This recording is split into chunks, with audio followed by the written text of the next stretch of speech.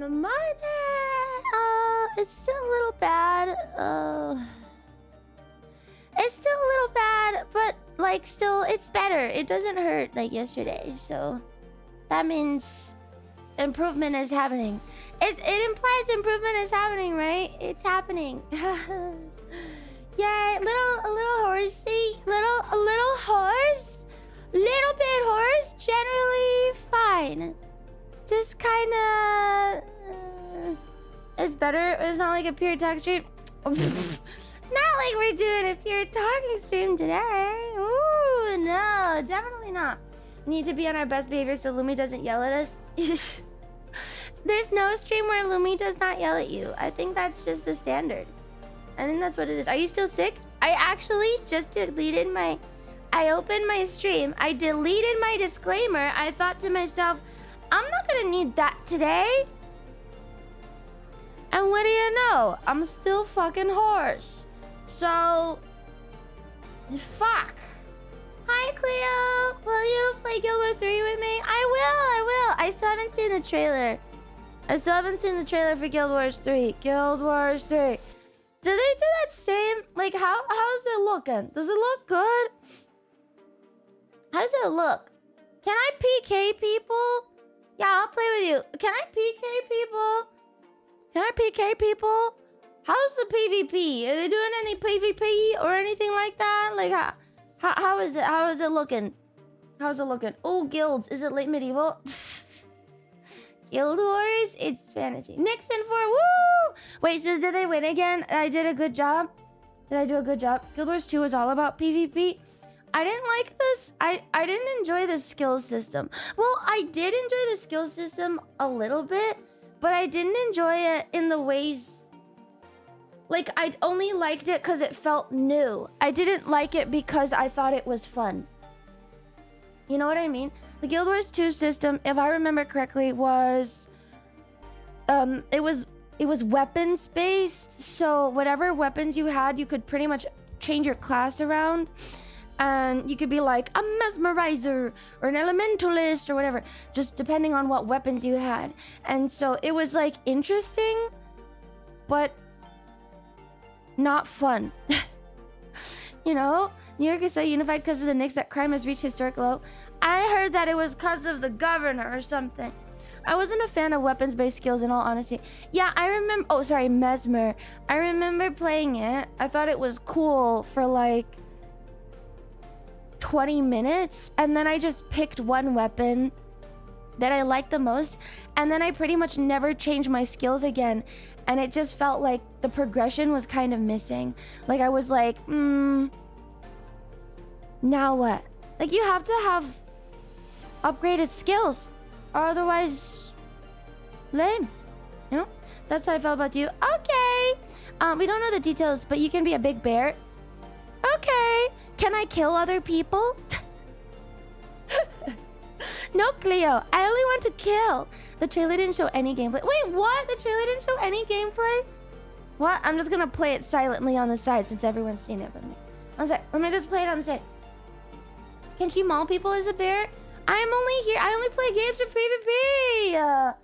Wait. They claim that they are making an MMO for the modern day or something. What does that mean? That's scary. I don't trust that at all. Wait, I don't want that. No, I don't want that. No. I don't want that. The stream is a PvP tag. That doesn't mean anything. They'll make like arena 3v3s and they'll call that a PvP tag.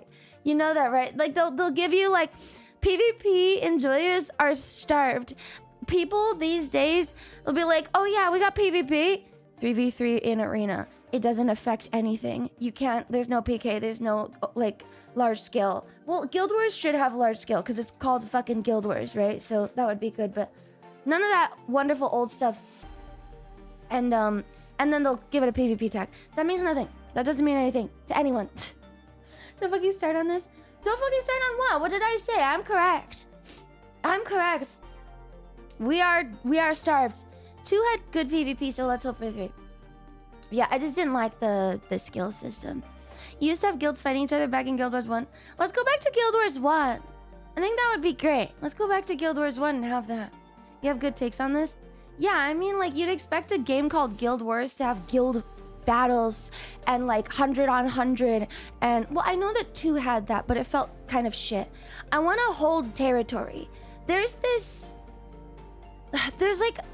pride that you get from holding a territory week after week, and people like try and take it from you, and then you still hold it. It's like one of the coolest things. Like, you know how all boys grow up and they're like, I'm gonna conquer this territory. Like, that's the kind of like things that you imagine, right? Like, if you're a kid and you like this kind of stuff, you go out and you're like, I'm a knight and I'm conquering the thing and I want to hold the line and that kind of thing. It's like one of the most common things that people want to do if they like this kind of thing. Like, they like fantasy and that kind of stuff. This is my camp, and I'll beat you with sticks if you come near. But that's all gone from we games. have spent decades polishing a revolutionary and sustainable experience that streamlines PvP experiences. No, we didn't just steal the defunct Teok code. This is original work. Purple Pinky Promise. Wait, now is invest. it? Is it the AOC code? No way. No way, man. That's okay. Guild Wars 2 has that mode, but I don't think but it doesn't affect the real world. It doesn't affect the real world. Does it? It was like a separate kind of realm thing, and it was like completely disconnected from the actual day-to-day gameplay. So if you weren't like, so there was realm versus realm, but it was like you got transported to a random. She craves to hold dominion over I all who do. would oppose her. You got transported to like a castle map or something in a separate world, and so you got to fight over that, and then you would win, and then what? Nothing. I don't get anything from it. There was a game in BDO. You held the territory, and so depending on the territory you held, you would get part of the tax money of the region. And so the better territory you held, the more money you got from your like guild payout, which was like a fantastic mechanic. So everyone wanted the same one. You would have to like fight for it, and you got tax money, you know? And then there was like, yeah, an Aeon there is, and then there's also like, I still remember this. This was the coolest thing, because I was like fucking like, I was so young, I didn't understand anything, but I was looking up at this and I was like, holy shit, this is the coolest thing ever. In Perfect World Online, which I played when I was a literal child, and I shouldn't have been, they had a dynasty where one guild conquered the whole map, and you would open up your map, and you would see the whole map painted in with colors for different guilds.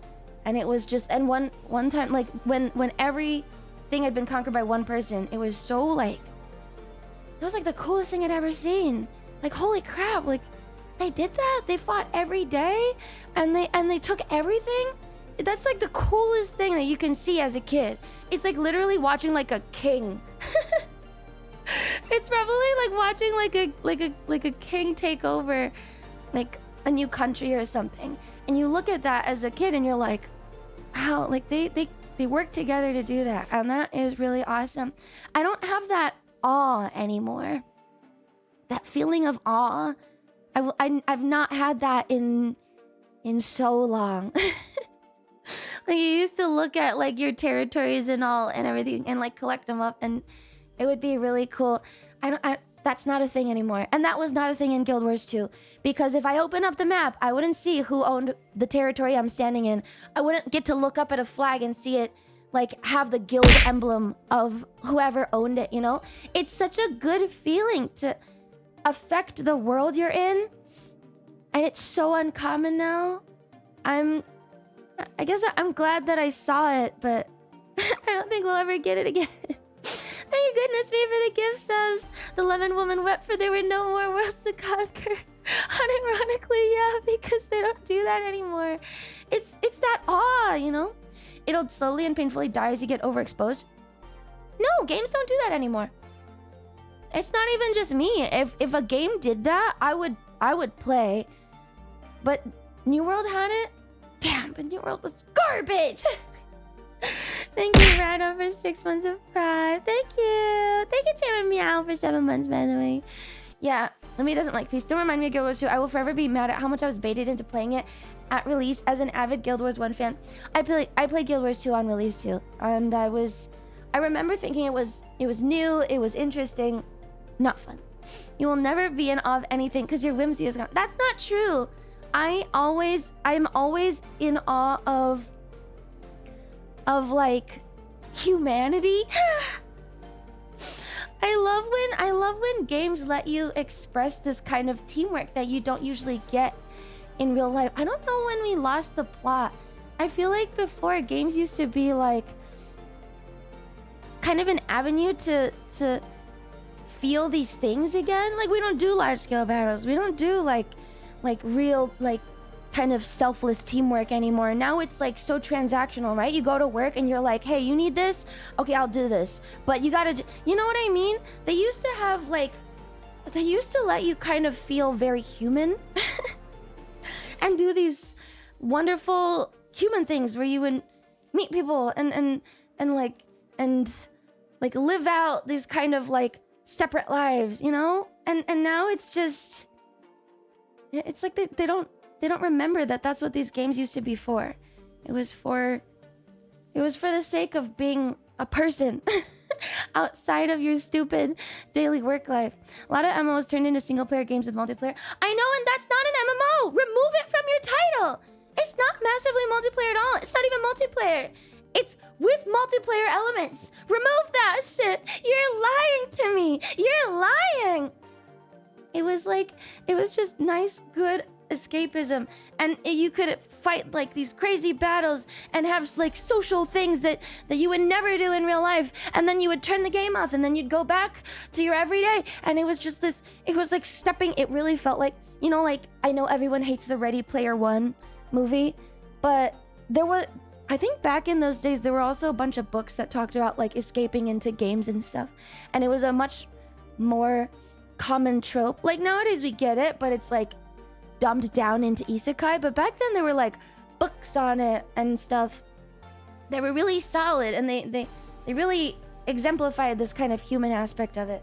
Like, yeah, Spy Kids was one, Ready Player One. There was one I read that was like about some like swashbuckler or something, but he put all of his stat points into beauty, and so everyone kept being nice to him, which was kind of, that was like a series I remember reading. It was about a boy. And then fucking Spy Kids. There were a lot more of those. It's all gone now. It's all gone. We peaked with Club Penguin, Partis, and Puzzle Pirates. The dice one? There was this one book I read as a kid. I remember the guy was like this boy who was playing like a video game. And he chose like it was called Epic. It was a novel called Epic by Connor Caustic. I read this book. And it was like a guy who like played this video game based on World of Warcraft and EverQuest, and he like changed, he like made his class a swashbuckler, and then he made himself a girl character, and he put all his points into beauty, and then suddenly the game started changing because nobody had ever done that before. But this came out a long time ago. I don't think I read it when it first came out, but I did really enjoy it. I used to play Balatro on my mom's iPad. What? Check out the Mogworld book. Okay. What the fuck are you talking about? I just gave you the title. Child? Wait. Child? Wait. I can't even find the comment. It's missing now. I used to play. I can't find the comment! Who was it? False alarm? I think it was Yakor, man. Your viewers are Gen Alpha. No. I'm pretty sure that was Yakor. I don't think that was an actual child. Anyway. The all thing is a bit gone for me, mainly I'm an old player, but it still matters in EVE Online. Like Google EVE Online Sovmap for current view or history video on YouTube. I still experience funny moments even in something banal as someone failing to fuck with me looting NPCs. I mean, I think EVE Online is good. It's just super complex. But EVE Online is not from this age. It's not from this era. So it makes sense that it still has it, but EVE Online came out in 2003, man. It's not new. I'm saying new games that come out now don't have that because it's like they forgot. The games used to be for people and now it's just for money, I guess. I don't know. It's now I'm sad. I don't have real hope for Guild Wars 3. I don't know. And now I'm sad about it. We'll never get that again. Have you watched Down the Rabbit Hole's documentary on EVE Online? I haven't. No, I haven't. I have faith. Okay. Way to kill Cleo's time. It's okay, Cleo, I think. No, wait. Is Cleo a bit of PvPer? What did Cleo like about it? Now I want to know. Sorry, I just love that thing. Guild Wars 2 was great. They'll definitely improve. I don't think Guild Wars 2 was bad. I think it is probably one of the best MMOs ever made. It is just not my style. And I think that's okay to say. I think it was a really good game. It's very solid. They kept working on it. Lots of expansions, lots of content, lots of interesting features, really cool stuff. It's just not for me. That's okay. That's okay. It's okay. I'm not saying it's a bad game. Guild Wars 2 will come when you least expect it. I specifically want one thing, and I was not given that, and so it was quite tough. I tried several MMOs over the years with friends. I enjoy watching reports on MMO wars, EVE, Foxhole in particular. I can't get into them at all. You have to put in a lot of time. What I think about a lot of games are like taking up space. Like we can't have a game that's like EVE used to be because we already have EVE and there's no room in the genre for them to share. I don't think that's true. I think once a game is 10 years old, I think it's okay, Yakor. I know you're not too. Once a game gets 10 years old, I think we should be allowed to just remake it a little bit better. Because I think in 10 years, the tech has changed significantly and they can do a better job. At least if they just take the game and kind of update things. I think that's fair. There are objective improvements. Will it be better is a different question. But I think every 10 years, like EVE has been out for 23 years. I think at this point, they could remake it, but I think it's probably too ambitious of a project to remake properly. That's probably why they haven't touched it, is because EVE is just so big that they're like, yeah, whatever. I don't think anyone's gonna touch that game. Good MMOs from 20 years ago. EVE, kind of like Elite Dangerous and how it expanded to being a vehicle combat and first-person shooter. Oh, Christmas Cake EVE 2, more years and it'll be stale enough to remake. I don't think they'll ever remake it. It's too big. When they have to migrate all this... No, I think you just start fresh. I think fresh start is one of the most appealing things in video games for many people. I'm sure many people feel the same way. When you fresh start a game, like a fresh launch, a new beta, a new whatever, lots of people tune in. So I don't think you migrate anything. Like maybe you give bonuses for the old players, but otherwise make it fully fresh, let new people join. Because I don't want to play EVE, right? I don't want to play EVE because it's been out for 20 years. I don't know where to start. I'll just get murdered. There's no point in me even trying. Will I ever catch up to the top players? No. So if they remade it, gave everyone an equal-ish start, then yeah. I enjoy seasonal game modes. I don't enjoy seasonal game modes. Then what the fuck have I even worked for? I will not play a seasonal game mode game. It's not for me.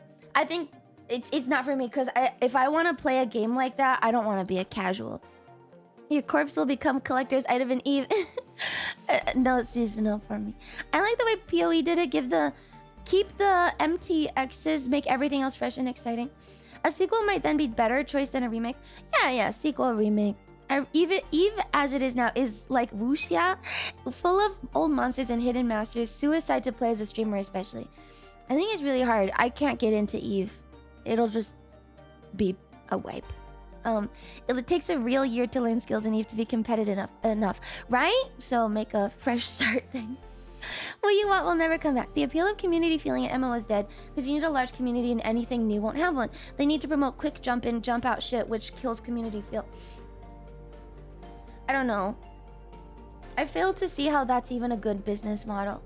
Because nowadays, so many games die. So many games have died in 2 or 3 months. Or sooner. What is it? Like 1 month, less than a month. So many games have died within 3 months. How can that be a good business model? You invest millions into a project and then it just dies? How can that make money? It doesn't make money then, right? So then why do they want that? Why would they want that? I don't understand. I don't get it. They hope it'll hit the lottery and blow up, but it won't blow up. I don't get it. You hope the hype is big enough at release to make enough money. But that is so sad. That's so sad. It's not an actual good model, but it's an initial bump a lot of companies rely on. I don't get it. I don't know. Simple quick cash live service is the quick pump and dump. I don't know. Like you see a game like Where Wins Me, which I thought was really ambitious. We were sponsored to play it for a bit. I quite enjoyed it, but for Where Wins Me, it was such a huge project. I think it's pretty much dead. Can I check the live player count for Where Wins Me now? See how many people are still playing it. It's a huge project. You know what? It's not so bad. It peaks around 28,000. That's not bad, right? 28k on a 24-hour peak. That's pretty good, actually. You know what? Never mind. They're kind of doing it. So all these slut MMOs, they want you to pump and dump them. There's no romance anymore. Yeah, make me love you. Hi, Lumi. Hi, Pitav, Unme. You get bought out by your millionaire friends while creating infrastructure for the new business. I guess it's fine then. Okay, that's not bad. I think it may look dead, but that's because it's bigger in Asia. I mean, 28,000 people in Asia is like not even a city. It's like a village. How long did you play BDO? A long time. Well, it felt like a long time. Felt like a long time. I really liked it. I really enjoyed it. You also have to balance out the Chinese market, pumping those numbers up. Yeah. Are there any other games like that these days that are doing well long term? I think the MMO genre is just dead. Are record levels in the millions then? No, it only peaked at 251,000 on release. The peak was on November 2025. Sorry, on November 2025, it peaked at about 251,000. Define doing well. What's the WoW live player count?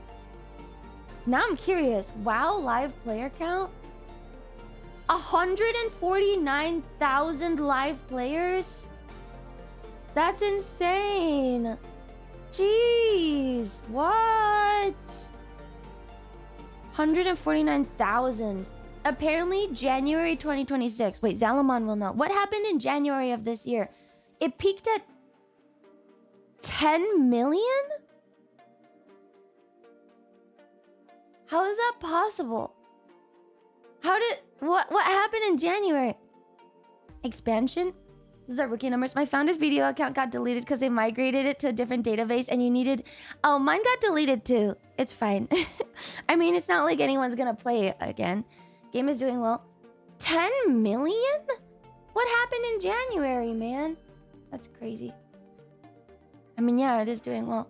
But can't other people look at that and go, yeah, it's the community that's pushing it up? Please, I beg you, shareholders. Look at WoW and ask yourselves why it's doing well. You must have children. I don't understand. What do you even do in WoW after all this time? Raids. What I personally believe why WoW still stands: 1, sunk cost fallacy. 2, so many people got into WoW super early is what keeps it going. But I do not think new people are joining WoW. Just old hardcore players returning. Fallacy. I think new people are joining. I don't think that's true. It may be a slower trickle-in rate than like a new game hype, like debut period. But I think new people are actually rejoining WoW because it is so old and so successful still that lots of people are curious to see like what specifically is the draw. No. I think WoW is getting new players. I don't think you're correct. I mean, yeah, a lot of it is old people. Is classic Andy's keeping alive? I think new people are playing. I don't think it's all classic people. There's no way. New people are joining, but it's the people going, I heard WoW was really good, I'm gonna try it. But that's every game. That's every game. What? You're not even arguing anything. That's exactly what I said. Lots of people will say, oh, WoW is doing well. I miss that old feeling. Let me play it. No, it isn't. Yeah? I would bet money that 99% are old players. How many of you guys are actually playing WoW? My stupid mod sends his raid records every week. The old feeling isn't there. No, I think it's from the established name. Yeah. I played for many years. I would never go back. Zalamon is terminal. I can't stand modern WoW, so not anymore. Most people are on the classic one, no? I haven't played WoW since the Panda expansion. I only played for the stream bit that one time. I only played for that one little bit. I played WoW S. Does that count? What's WoW S? I think WoW feels dead because high school was ages ago, but churn is really an important metric for success. I think people are actually playing it, unironically. And getting into it still. Yeah. World of Warships. Wow, if you like World of Warships, you should check out my new video and use code AZURLANE something 8 for some free goodies. Do you want free stuff in World of Warships? Go find the code. It's in there somewhere. I think I said it like 12 times. Good ad. Thank you. Anyway, you got Azur Lane code? No, it's the Azur Lane event in World of Warships. It's the Azur Lane event for World of Warships. It's not an Azur Lane code. It's World of Warships. Yeah. A crossover. There's a new weird MMO on stream that's also PvP, but it's RTS. It makes no sense. What is that one called? Ooh, are you trying the Mortal Shell 2 demo? Is that ugly thing that I played on YouTube that one time? Mortal Shell 2? What the fuck is this? I can try it. If you guys want. Sure, I don't care. Mortal Shell 2 demo. How long is it? How long is it? It's an hour to 3 hours? It's Myth Day though. It's Myth Day. We can play it. We can play it Monday. A lot of Azur Lane new ships are based on ship models and archives researched by World of Warships for the game. Wow. Maybe they have like a partnership or something. All I'm seeing is pictures of the armored ass. What kind of game is it? Is it a Souls-like or is it more like Lords of the Fallen? Oh, I think I saw Cleo watching it. The trailer when we raided her yesterday. I think I saw... Oh, it's a woman. It's a woman? It's a woman! It's a Souls-like? I'm tired. We can play it Monday. Sound good? We'll play it Monday. I'm sorry, Lumi. We like you, but more Soul Slap is too much for any relationship to handle. I just said I was tired. Please listen to me.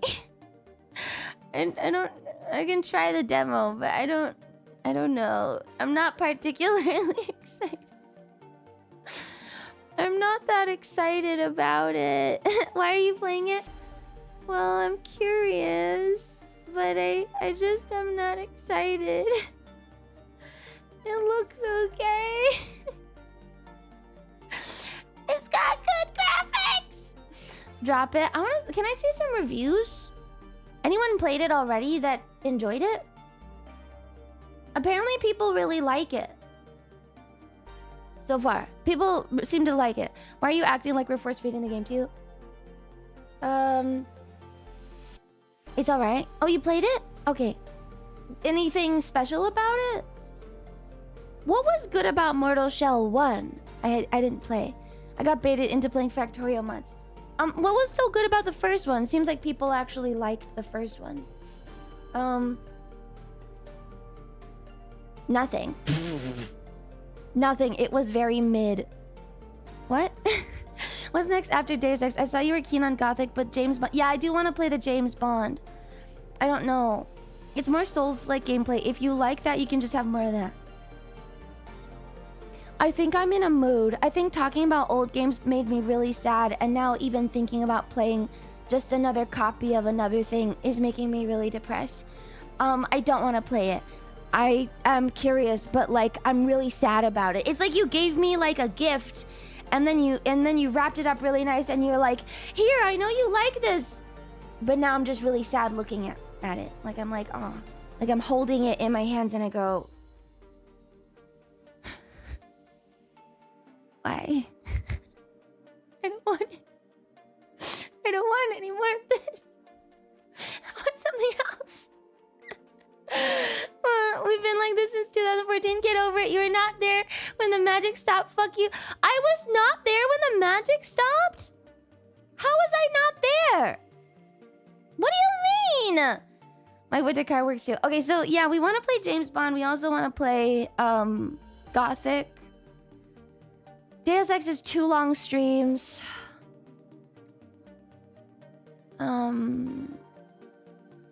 My vote is for Gothic. Yeah, let's go Gothic. The thing is, here's how the stream industry works. Actually, I don't know if it works like this anymore. I'm realizing that things are changing a little bit. I think playing games on launch, it used to, for a while, it felt like if you played a game on launch, or if you missed a launch of a game and you played it like the week after, you should just not even play because the hype fell off so hard. But I feel like I've hit a point where it doesn't actually matter what I play as long as it's mildly interesting. It used to boost you massively. And then the thing is that if you played a new game after launch, most people were playing it themselves, so they would not watch you. But I think I've niched myself. I don't know if that... I think my community has kind of... There's no benefit to playing the James Bond game unless I'm doing it now. So at this point, yeah, I could just play Gothic and then do James Bond later. We can do a poll. I'm good for either. Both of them look good, and I'm interested in either one of them. So how about let's finish Deus Ex and then I will poll it, and it should be good. Yeah. Hi OSBM. Hi Rainstorm. Is everyone cannibalizing viewers from others whenever they play the new game? Yes, thank you. That's a better way of explaining it. I don't word good. Yeah, everyone cannibalizes viewers. So if I play the new James Bond game now, I mean, I won't even play it until next week, 2 weeks anyway, because we have to finish Deus Ex. You know how the poll will go? James Bond will win, since many want new and exciting compared to a remake. I don't actually think James Bond will win. Varric, your cynicism is like rooted in purely your own feeling. I actually think Gothic will win. I'm pretty sure most people prefer Gothic. I don't actually think that many people care about James Bond. Eric, I don't think you know these people very well. I don't think it. Yeah, I want to see Gothic. That was very fun. I can run it now. We can do a trial poll. Trial poll. And I'm not priming you, okay? I'm not priming you because I do want to play James Bond. Eric, it's just autism. The chatting goomies I know want Gothic 1, but Lurkers is a different matter. All right, let's see. James Bond is a live service game. They will keep adding stuff just like new Hitman is not going anywhere, and it'll grow the more you wait. Oh, interesting. Are you in the mood for stealth sections? No! No, I don't want that. Not the stealth sections. I want sleeping dogs. Too bad. I want to go back to... I do have to finish Zero Parades because I have an interview pending. I do actually need to finish. I do actually need to finish. Yeah. Is sleeping dogs an option? No. No, it's not. It's not. It's not an option.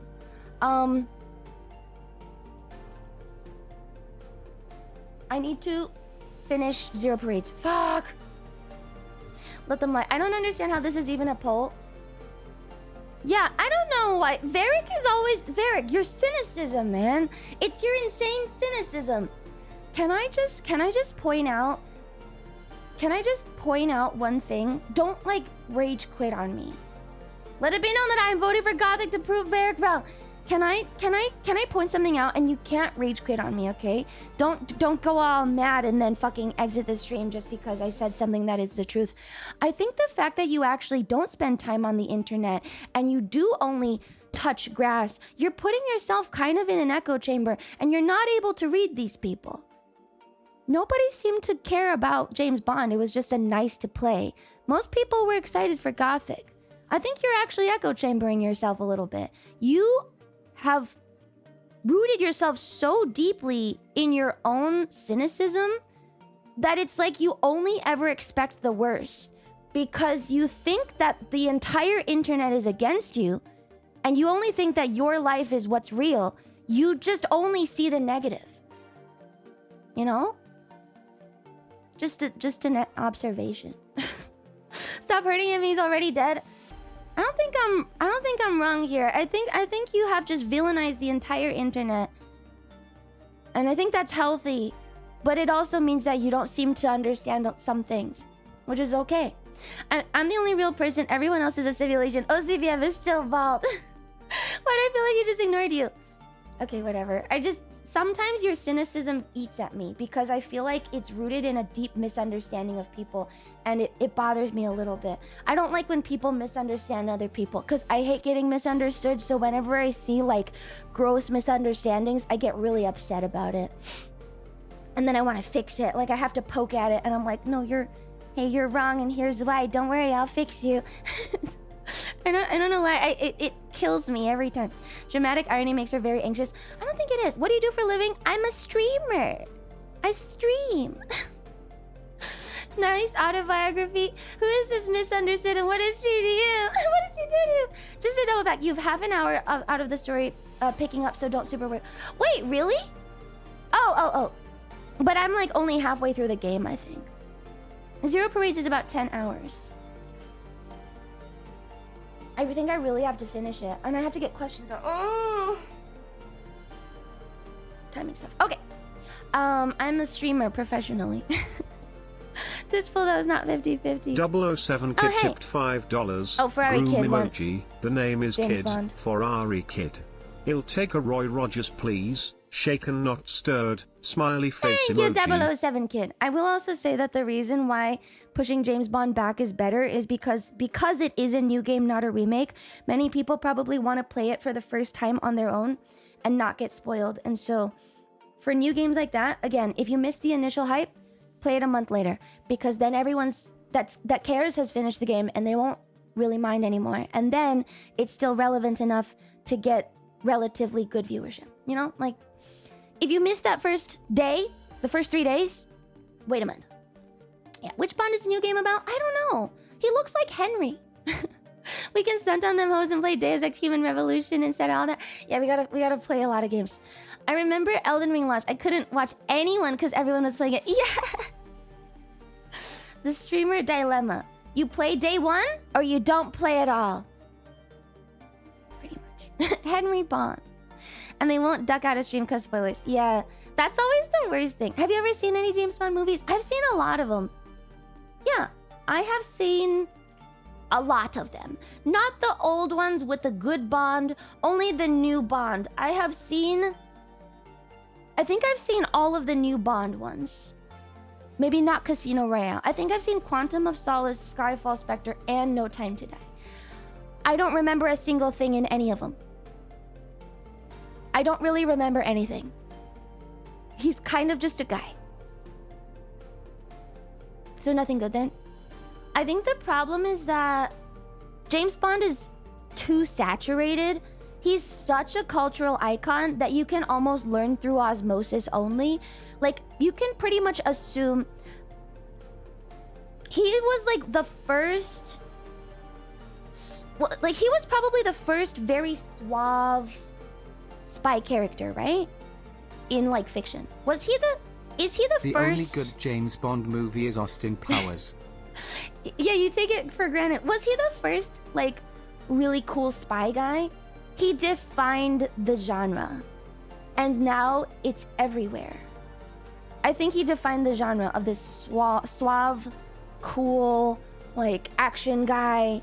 But he was, like, good at talking and everything. He was very iconic. And so the thing is, there's so many versions of him now that whatever you watch that's like a cool spy thing is probably based on Bond. And so because there's so much, watching Bond is like watching everything else, which sucks and is really unfortunate, but there's just so much that are based on him that I find it like watching a Bond movie now, I'm like, yeah, I've seen it before.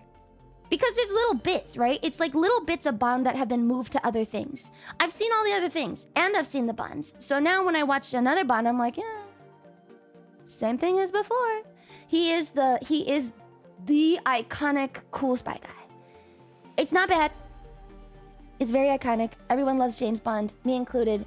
I just don't remember anything with the movies. Because it's the same shit as every time. It's funny to think that Austin Powers forced James Bond to be cool. Prior to Austin Powers, everyone considered James Bond to be more goofy. Because it was so ridiculous? Oh. Especially when you see the ones closer to the original Fleming books. Because there have been so many spy movies since the 60s that came out. There's been an evolution of the spy and new writers to put their own spin on the spies. I think that's if you care about spies. Maybe the old ones are probably better to watch. Because I really liked the new one. The new silly one. The new silly spy movie with the guy and the other guy. and no, not Kingsman. Not Kingsman, the one we watched in Discord. The one we watched in Discord that was really old. And then we Naked Gun. Yes, I really enjoyed the Naked Gun. So I feel like I would probably enjoy the old Bonds if they're like slightly sillier. Yeah, the new Bonds are too serious. I don't really... That's not really a spy movie. Well, it's a silly cop movie, but... I think it's still silly. Naked Gun. Yeah. Did you like... You did like 3 Condor. I gotta remember what that is. Yeah, I did! Yes. Yeah, I think silly movie is better. Naked Gun was made specifically to be a comedy, though. I know, but sometimes, like, we watched Conan, right? I'm still stuck on this Conan thing because it was so weird. I like when movies just go a little bit ridiculous. The Bonds take themselves too seriously. The new ones, anyway. The old ones seem... I mean, one of them is called Octopussy, so... There's probably some... some good pulp to be had. I want to watch the pulp. You would like them? Yeah. I don't care for cool spy gadgets. I really only care about people. Yeah. She still doesn't get that it was just super racist. Return to Arctic Monkey. What? Dr. No and From Russia with Love are a lot more grounded. Yeah, I don't know. The spy genre is dead to me. They had an interview that said they had to make the Bond movies more serious because of the Austin Powers yeah. Women only care about the social aspect? Yeah, I don't care about cool spy tools. It doesn't affect me at all. Cool spy tools are not cool because do I get one of those? No. Therefore, I am only jealous. Don't show me the cool spy tool that I don't get to have. Leave me out of it. Boys like toys, but I don't get the toy. So, why do I want... I don't want to see. Your smartphone? Okay. Female take? Yeah, I am a girl. You can make them. You're fucking insane if you think we'd let you have a watch laser. Well, why do you show me the cool watch laser and then not let me have it? I want the watch laser or the pen bomb or the recorder button or the glasses with the stuff, and I don't have that, and so now I'm sad. Lame. How dare they show a Gundam? Phone in a shoe. I never have those things. So sad. Yeah, I'm very jealous. Give me the X-ray glasses. Give me the X-ray glasses. So yeah, I don't care too much about it. You can only honeypot, man. Best I can do is a shiv from a Bulgarian ghetto. Where's your jet then if you like them so much? That's just unrealistic, man. This is my petition to get OCBM to watch Masters of Disguise. I would highly recommend it for silly disguise. I want to watch it. Wait, I know the turtle clip. I've never actually seen the movie, but I know the clip. That's called Masters. That's the turtle. That's the turtle thing? I've seen that clip. I've never seen the movie. Please, God, no. Please. I want to see the turtle. We're on a pulp kick. That's Dana Carvey, right? I don't know. But it looks silly. I'm exercising the veto. It'll be a cold day in hell before we watch that unfunny bullshit.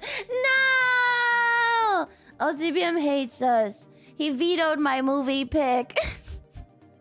It's great if you were a teenager in the 2000s. Perfect comedy for that. I wasn't a teenager in the 2000s. I'd rather Ace Ventura. Okay, we can Ace Ventura too. We're watching Sean Connery manhandle women for an hour. Are you... I didn't know you were a feminist. Okay, is that the basis of the veto? But I want to watch the turtle. Oh, I want to watch the turtle. I just want to see where that clip is from. I've seen the meme, but I've never seen the actual movie. You can't deny me this, man. You can't deny me this, man. I've never seen it. It's not funny. Seriously? Is it not funny like Beavis and Butthead weren't funny? If you want silly Cold War spy movie, how about Spies Like Us? I don't think anything about the Cold War. Okay, we can watch that one, sure. There's a bunch of stuff that we can watch. I used to watch it as a baby, old. I've never seen it. It's funny if you're like 10. Well, I'm kind of immature. I don't think you're turtly enough for the Turtle Club. I'm kind of immature. What about the spy movie with Eddie Murphy as a famous boxer? I don't know that one. I don't know that one. One second, let me make a note to myself to... We really gotta finish Spies, Zero Parade. Since we're on the talk of spies, we really gotta finish. Fuck. I don't think I have that much time. Okay. Wait, let me just make a note for myself. I need to move. Wait, note to self. I need to request that the interview is after phase. Request interview after phase. Okay. When was Zero Parade's released? Zero Parade's release date. Do you put bells on your phone in case they move around? No, I actually have the bell on my phone because I went to... It came out May 21st. Okay, the 20th is not so bad then. That might be okay. No, I have bells on my phone because I went to Japan with the invaders. And the invaders are Asian, so they wanted to go pray at the temple. And I was pretty confused. And then I remember that we were pulling fortunes because that's something you do in Japan. And I've never done it before, so I thought, okay, I'll just fucking do it. And then I pulled a really bad fortune. Like I got super bad luck. And so I had to buy the bell charm to ward off my bad luck. Yeah, I got a bad fortune. So it's a bad luck bell. Or it's a good luck bell for protection from the bad luck. Yeah. Performative praying would get you bad karma. No, we were praying for the success of our concert. But I remember it was really silly because we went to the temple and none of us knew how to do it, so Dizzy showed us. But apparently, like, it was really funny because Dizzy did this like 2 claps thing and then she prayed. And then there was this like Mexican guy standing near us with like a little tour group of white people. And so Dizzy did her prayer. And then the Mexican guy was like kind of explaining how to pray and stuff. And so he did the same thing. And then all the white people did the same thing. And then they walked away and the Mexican guy is doing some like little, he's like kind of explaining stuff. And he didn't look like a tour guide. And then later, we were kind of standing there just kind of taking some pictures. And then this actually Japanese person came over and they were like, hey, you know, for Shinto, you don't do the clap. You just do a pray. You don't do that, actually. That's wrong. That's for something else. So that guy actually didn't know shit, saw Dizzy, who's Asian, do the clap, copied her, then told all the white people the same thing. That is not what you do.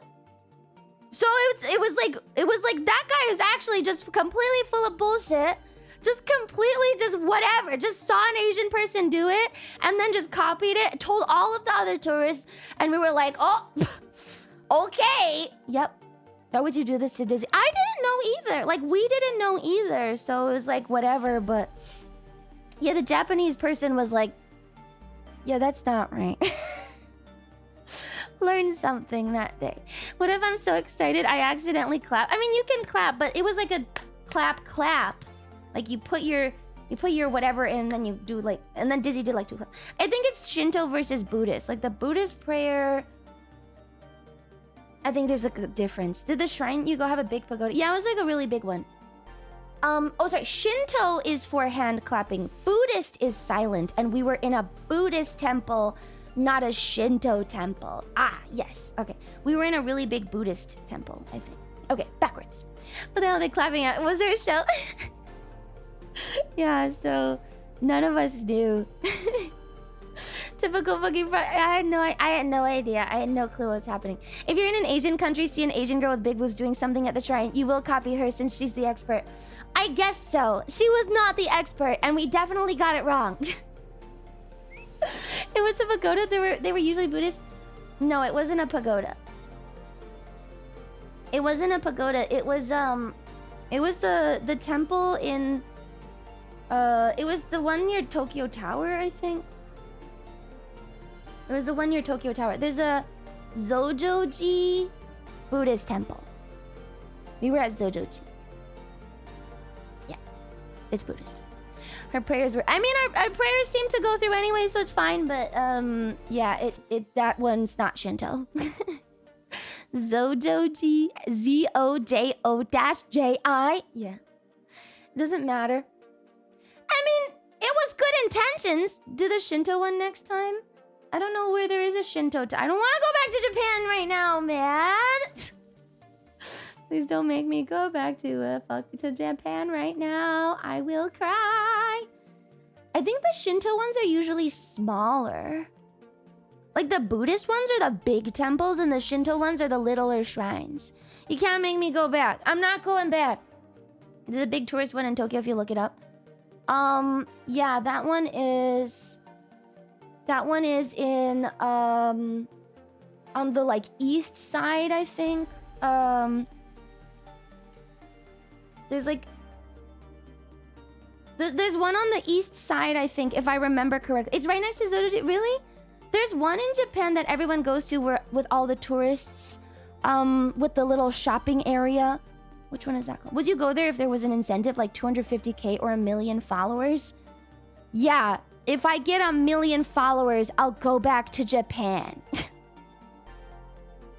I'm just a little tired. Sensoji. Sensoji is the really big tourist one. I went when I was with Gen 1, and I remember nobody wanted to go with me because they had already been to Japan so many times and everyone had seen it. So I just went with Uruka, and it was really cute. And we had a date, and we just ate food. So I did go, but everyone had already been. You know, she's going back to Japan at some point regardless, right? Yeah, I'll probably have to go back, but I used to live 15 minutes to walk. Oh, whoa. Was it really busy? That's the big tourist one. Too many people. But the surrounding area around that road there's like a road, Kapabari is the best road for like tourist stuff or something, something like that. So people will always say, okay, go to Sensoji and then stop at Kapabari Street or whatever, and then that's your kind of day. I would go a lot during COVID because no one was there for morning jogs. Ah, that sounds really nice. If you get 1 million followers, can we send you to Iran or Venezuela? You guys act like I wouldn't go. I would go if I could hire, like, if you paid me money and I could hire myself like a bodyguard. Yeah, I would go. I don't think that's... Don't do that. Go to a war zone. I would go. I need like a crew though. You'd have to pay me enough that I could hire like some bodyguards and stuff. Like a translator, like 2 bodyguards maybe. And that would be a pretty good team. Your tiny raccoon-like arms not enough to defend yourself? No. With 1 million followers, you're starting a crusade by accident? We can make a religion out of this! You don't understand what you're saying right now. Guys, I think... I mean... Unless the airspace is restricted, I think it's... probably still okay. It's like bad tourism. It is restricted? Okay, then I can't go to Iran, guys. Oh, bad news. Iran is off the table. I literally can't go. I could do maybe Turkmenistan instead. How about Turkmenistan? How about Turkmenistan? I'll give you Turkmenistan or Azerbaijan. What about that? Go by ship. I'm gonna be analyst number 3. I wanna go be analyst number 3. What a hero. I wonder if he's still alive. What about Brazil? Yeah, again, pay me enough to hire a bodyguard or 2. 2 bodyguards. Maybe for Brazil, yeah, 2 bodyguards, 1 translator. No. 1 bodyguard, 1 translator, and then I only stick to tourist areas. Yeah? I only stick to tourist areas. That would be fine. I shouldn't die or anything, because I don't even drink. We'll get you a man called Maximilian Hurt. Yes, perfect. You are so painfully retarded. Guys, millions of people travel every day to stupider places than this. And most of them are fine. Statistically, it should be okay. I'm not gonna walk into a specific war zone. If I go to Brazil, I'll stay in the tourist areas. I don't drink. I don't party. I don't like 1 million clubs. followers, and we finally send this rooster to the Central Asian steppe where she belongs. Kazakhstan! Anyway, happy 32 Yay, months subbed send me! Kaneko 5 heart. I don't drink. I don't do drugs. I don't like parties. I don't like clubs. I don't like dancing. I'm gonna be completely fine. Like, you won't go to the favela? Maybe I'll look at a favela. I can look at a favela, maybe like a safer one. I'll ask the translator. Just make it short and go to Detroit. But I've been to Detroit. Brazil is not even the same in boat as Iran or Venezuela. I don't know about Venezuela right now. Is Venezuela also airspace restricted at this point in time? Is Venezuela also airspace restricted? There's gotta be some places where you could go in Venezuela. Not anymore. Oh. Okay. Just go to South Africa. They have a business of poverty tourism. Oh, I don't want to see poor people. Oh no, I don't actually want to see poor people. It makes me very sad.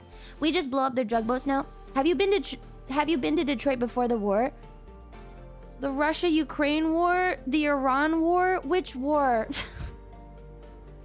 Which one? I'd avoid Tajikistan, Turkmenistan, and Uzbekistan. Kyrgyzia is meh on safety. Everything else should be safe-ish.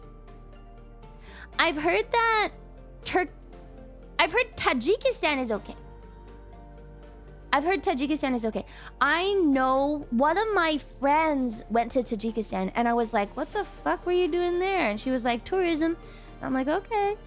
Tajikistan is apparently okay. The eastern ones seem better than the western ones. The closer you are to Iran, the worse. But Kyrgyzstan, Tajikistan, Kazakhstan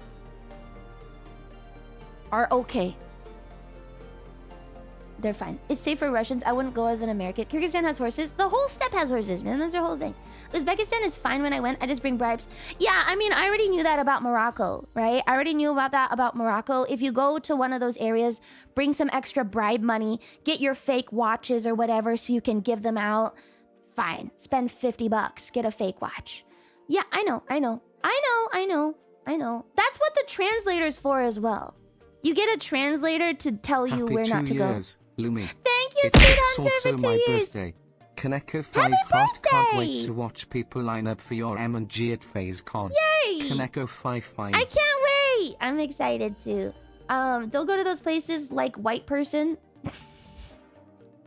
No, you bring someone that knows stuff. You get a tour guide / translator, and then usually things are a lot better. Just don't go to clubs or desolate areas out during the night without having a big group with you. See, that's the thing. I don't drink, so you can't drug me. I don't like clubs, so you can't just accidentally brush into me and needle me. I don't like dancing. I don't enjoy these things. And so really what I'm gonna do is go out in the daytime and see tourist things, take pictures, and then go back to my hotel and lock the door, and that's it. So, should be pretty okay. Yeah. She'll get souped. Needling is a thing. Oh, yeah. I'm mildly terrified of some areas.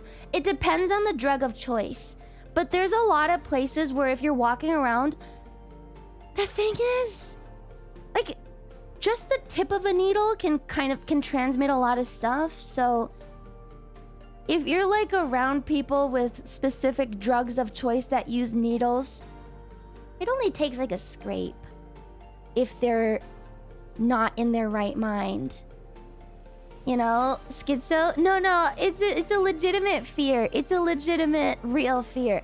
It just takes like, if someone's like holding something or like accidentally, if someone pokes me with a needle, I'm killing them. It's horrifying. I'm very scared of needles. Well, not like getting shots. I don't mind shots, but like, say someone has HIV, they have like a needle because they were like fent users. Only takes a second. Because it's just a scrape. That's it. Drug users love assaulting people with needles. Those scoundrels. Well, the thing is, you don't know. No. It's a real thing, and you don't know. It doesn't have to be like an injection. It could just be like a little, like an accidental scrape. And needles are made to go in easily. So, yes. I give a wide berth. I do not like to stand next to people. You just have to wear leather armor when you step into the fence zones. No, needles are very scary. Surprise, random disease, go! I mean, what if someone has a knife too? I don't know. The worst is when I have to do dentistry on someone who has HIV. Oh, that is so fucked. Oh shit, I never thought about that. What do you do? Mask up? Eye mask? Oh, that's so scary. You can't get blood anywhere then, right? Ah! Go full plate meal. Do you have to like suit up for everything? Oh, the PPE. No way, man. Wear a quarantine suit, double, triple glove, mask, eye shield, everything. Wear a hat, cover your ears. That's so scary. Just wear gloves? I don't know. It's scary. It's not a joke, man. It's not a joke. Sometimes you never know what people do. You never know. I think you guys like to assume that I'm retarded, but I have rational phobias. Imagine coming into your appointment with a fully plated knife. That would be very concerning. Are you sure you can do my dental work like that? Because doctors need to work on HIV positive people sometimes. I was watching the show, The Pit. I was watching a show called The Pit, which is like considered one of the most accurate medical dramas. And they actually had an episode where someone like gave like a shot of something, and then they dropped the needle on their foot, and then everyone freaked the fuck out, and then she had to get an HIV test. It's pretty serious. Like they all freaked, like everyone was pissed.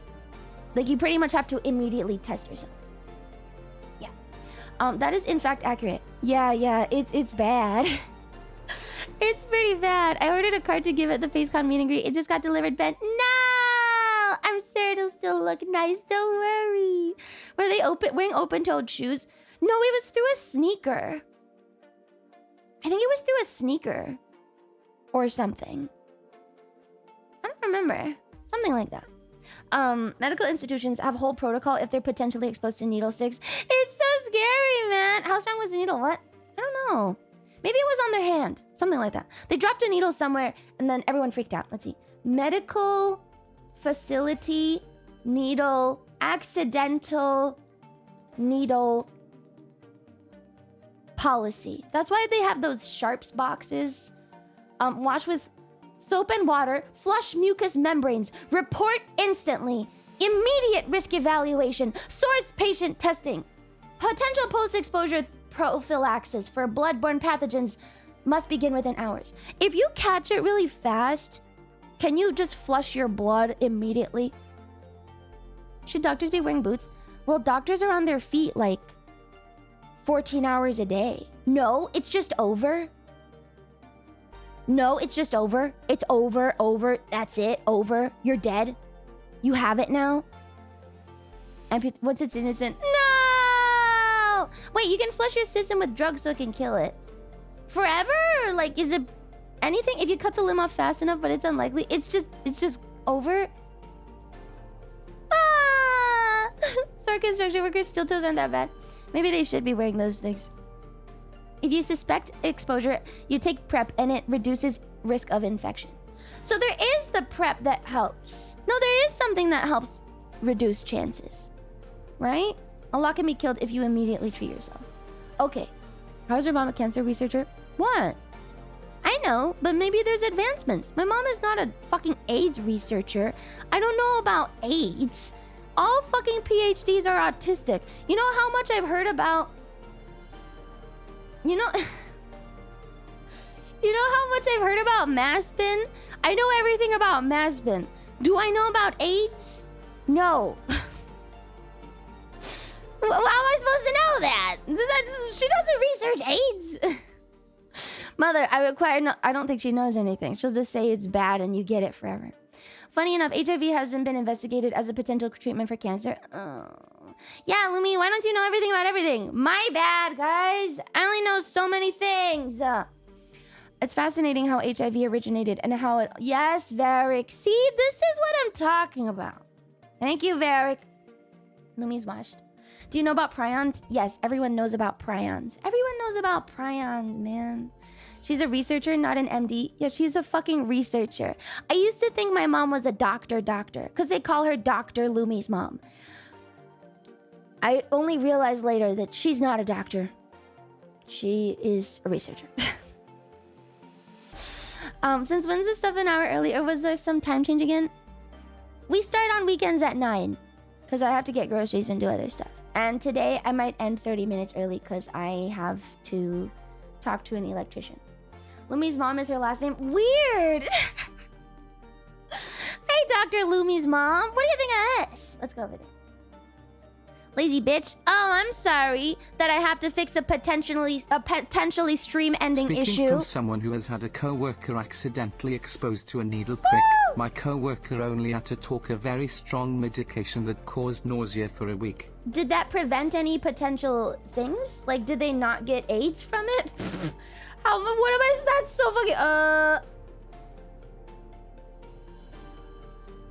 Are they fine? Is it okay?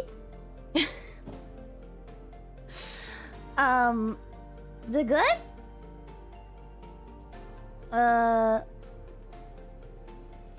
We just do it in our field. Oh, okay. No, they died. It was just to punish him. Okay, I am going to... Let me open my thing. We're so close to finishing this shit. Part of me just wants to go straight to Arthur and just end it. Part of me really just wants to just do the Arthurian legends and then just end it. I feel like... How close? We have the Maya, I think, and Arthur, and that's all we said was left. We should almost be done. But it is going, man. If you can if you really want. I feel like at this point, I feel like it's been a while and now I'm tired and I'm doing it out of obligation, which is a bad feeling to have, right? It's a bad feeling to have. Just copy that post Fate Stay Night for Arthur. No! No, man! Yeah, we're doing it out of obligation. So let's just try and finish it as soon as possible so we can have Saturdays free again and then we can play another game. And then we can play another fucking game instead. That would be really great. I'm perfectly fine throwing my countrymen under the bus. What did he say? Wait, what? Where? I don't remember. Okay, it's fine. Sounds good. Let's get it. Let's fucking finish this. Let's do it. All right. Let me put this over here and then put this over here and then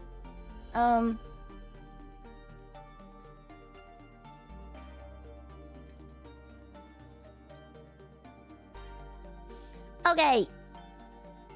Let me do this. And then put this here. Yeah, we were gonna try and do the... Oh, it was the Aztecs. We already started on it, actually. We actually already started on it. Let me find my window. Yeah, good. Okay. It's a little big. Too big.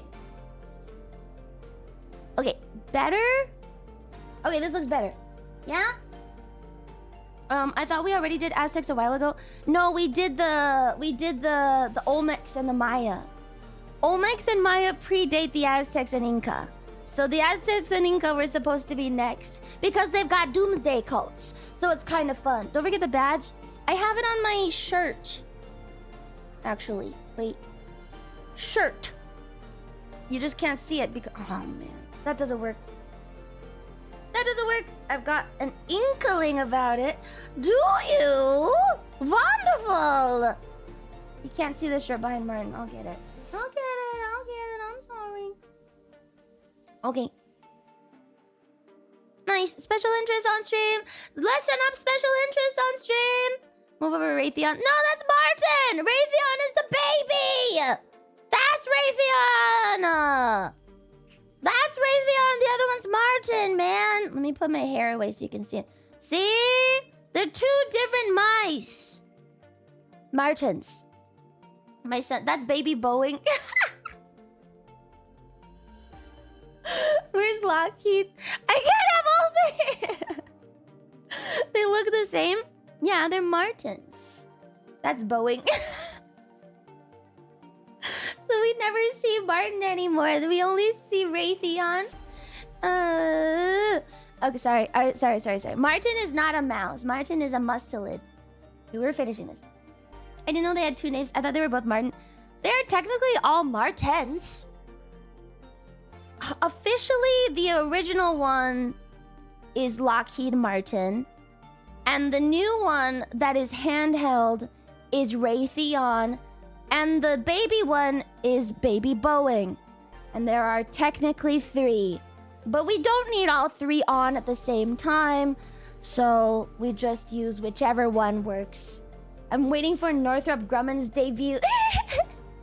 Northrop Grumman debut soon, TM. There is a Northrop Grumman coming. I don't like the name Northrop Grumman. Can we give him a better name? Can we call him North Grum or something? If there was a new Martin, can we call him North Grum? Put Martin over the blonde thing's face. We need all three brothers at the same time. Grummy? How about Dassault? Honestly, if there's a new one, it would just be Raytheon in a different outfit.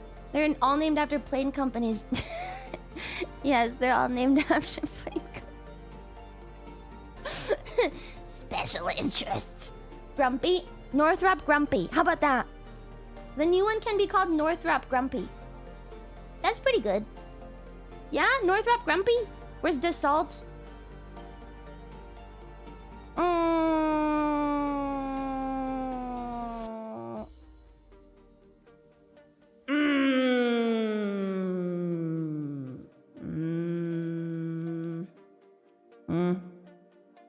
Fairchild Republic. Fairchild would be an okay one.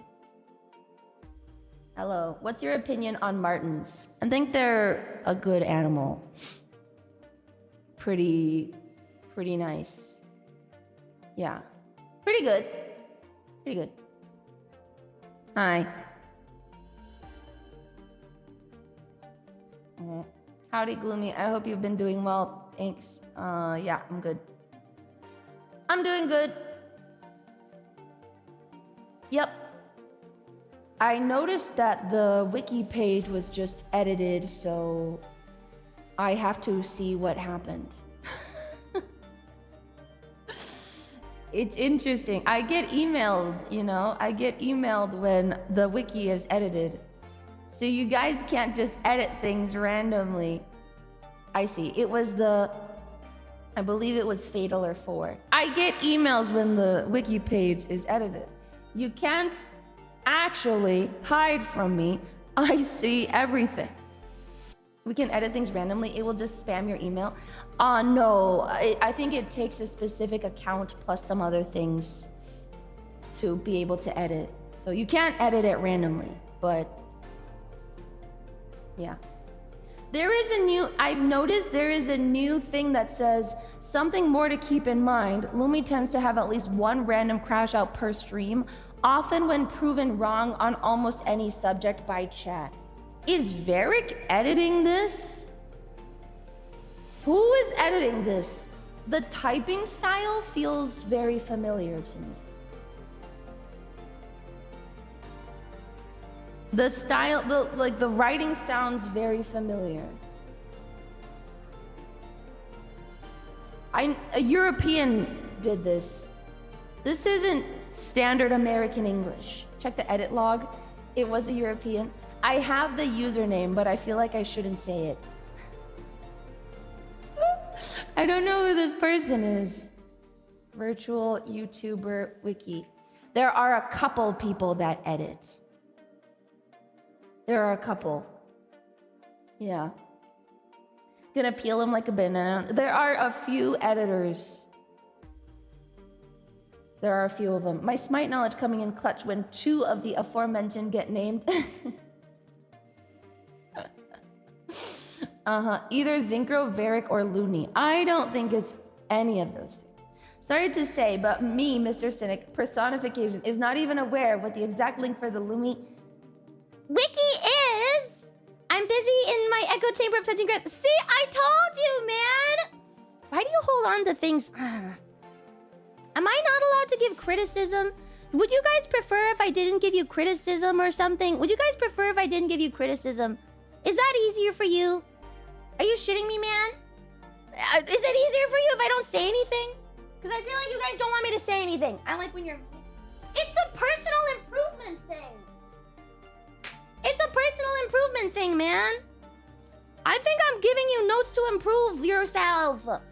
If I were, say, a fat retard who causes problems, I'd rather be told. Criticisms are wholesome. How about this? Varric, tell me if you don't like my criticisms. I just won't tell you them specifically. Makes you real. I like when you're wrong, so you should speak freely. I'm not wrong! I'm not even wrong. Miss Lemmy's back. Yay! I mean... I just miss Miss Gloomy. Hopefully she'll be back someday. Somehow we're never in the room at the same time. I feel like they're holding grudges worse than most girls I know. Tell me if you guys don't want me to specifically call you out. I like to banter with Lumi, but I would never ever want to be criticized. Cheer 500. Okay, tell me specifically. Tell me specifically if you don't want to be called out. I don't mind not saying things. I generally say it because I care, but it's not a big deal if you don't like it. Okay? I promise you, I'm not doing it out of malice or to make you feel like shit or look dumb. I swear to God, usually what's happening is I feel like something you do is not good for everyday life, and I just want to help you. So it might be misplaced, and I know that men don't really like being told that they're wrong. So just let me know if you don't like that. That's okay. Integrity demands accountability. Go for it. Okay, thank you. Just tell me. Look, you can say to me as you want. You have your view of me. You see me as a cynic. That's fine. Not for the first time people told me that's due to how I speak or express myself. You can call me out. I don't feel bothered. Okay. As long as you don't feel bothered. You can tell me. No hug boxes. We can't improve if we don't get called out. That's true, but if you're not interested in it, then I'm not gonna subject you to it either.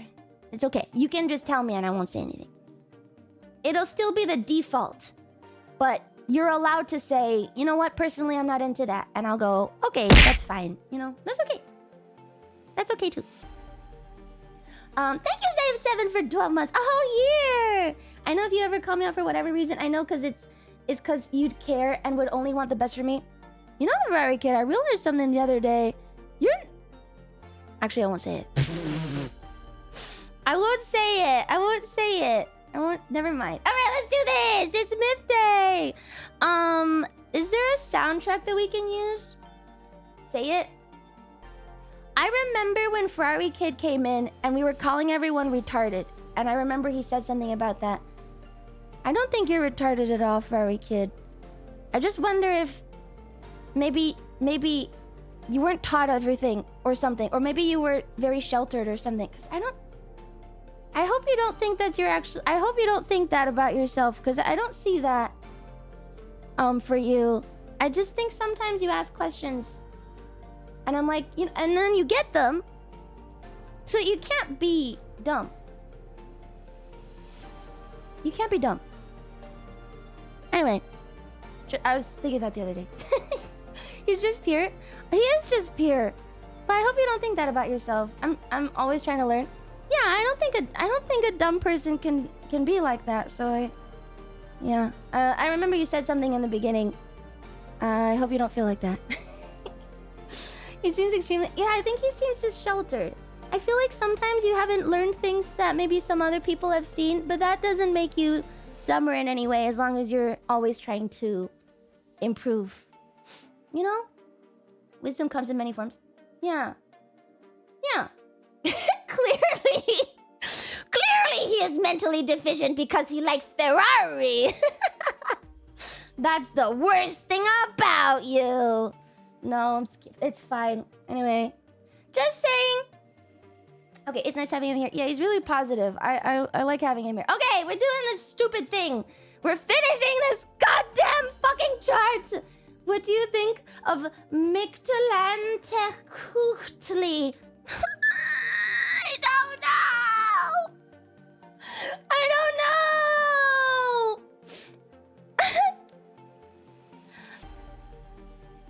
Wait.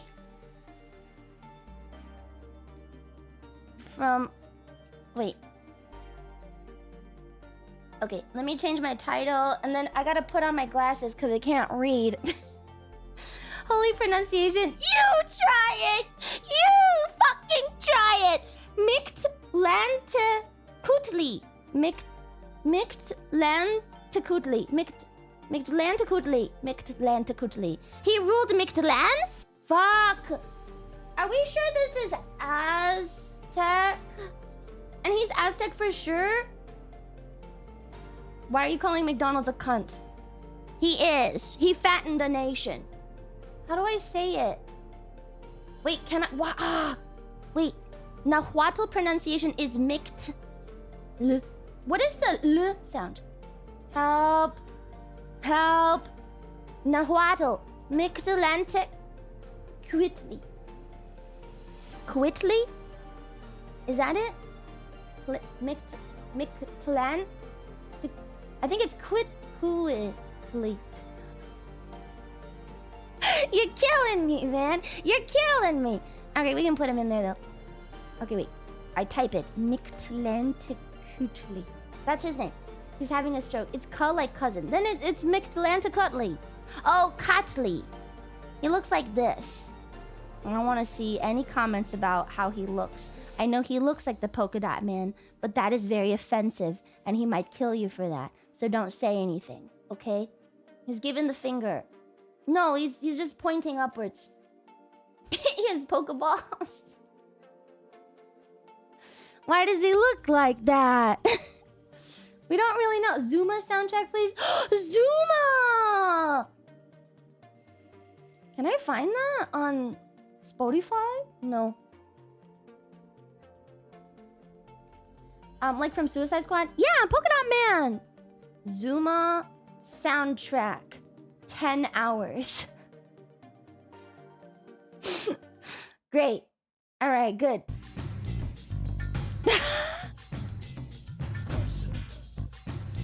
Good. No, this is the stream today. Okay. Good. Pick. Zuma! Shoot those balls. Okay. Alright, he's the king of the... God of the dead. God of the dead. I think it's too zoomed in. It's still too big. It's still too big. My screen's still too big. Okay, this is better. Too small. This is good. God of the dead. Ruler of Mictlan. Mictlan is what you'd call the underworld, dead realm, or hell. He looks like that because he's supposed to be a skeleton or death-given form. Zincro! Do you speak Nahuatl? I know Bingo said he doesn't. Do you speak Nahuatl? Zincro, how good of you to be here today. No. Oh. Do you know about Aztecs? He speaks Latinx. Do you know about Aztecs? What about Sentiatl? There's a god called Sentiatl. He is the son of Tlazolteotl.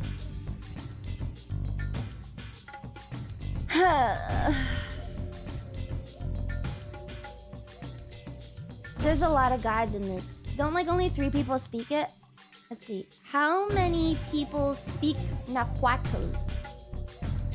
1.7 million Nahuas. Not 3. Can I listen to spoken Nahuatl? Spoken Nahuatl. Wait, I found a video. Wait. Here's a guy speaking it. Panolti, ni Diego iwan ashkan ni no machtichtika mexicano. He's only learning it though. Wel nechpactia inin tlatoli pampa wel cualtzin.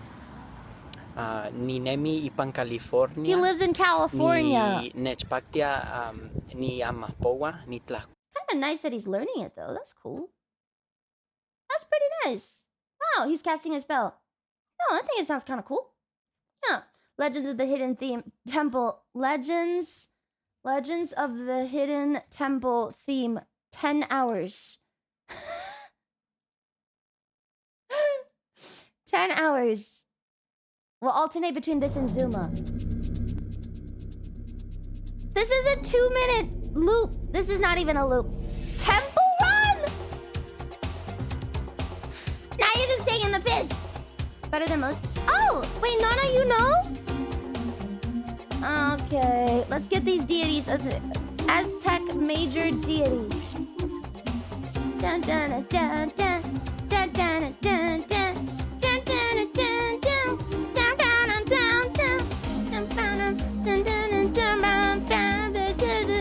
This is the sun dude. And then we got Tezcatlipoca. I don't have Tezcatlipoca. He's the god of the night. Okay, wait. I don't know what this is supposed to be. Let's go grab Tezcatlipoca.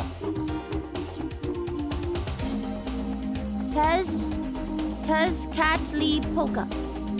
And he is the god of night, memory, and time.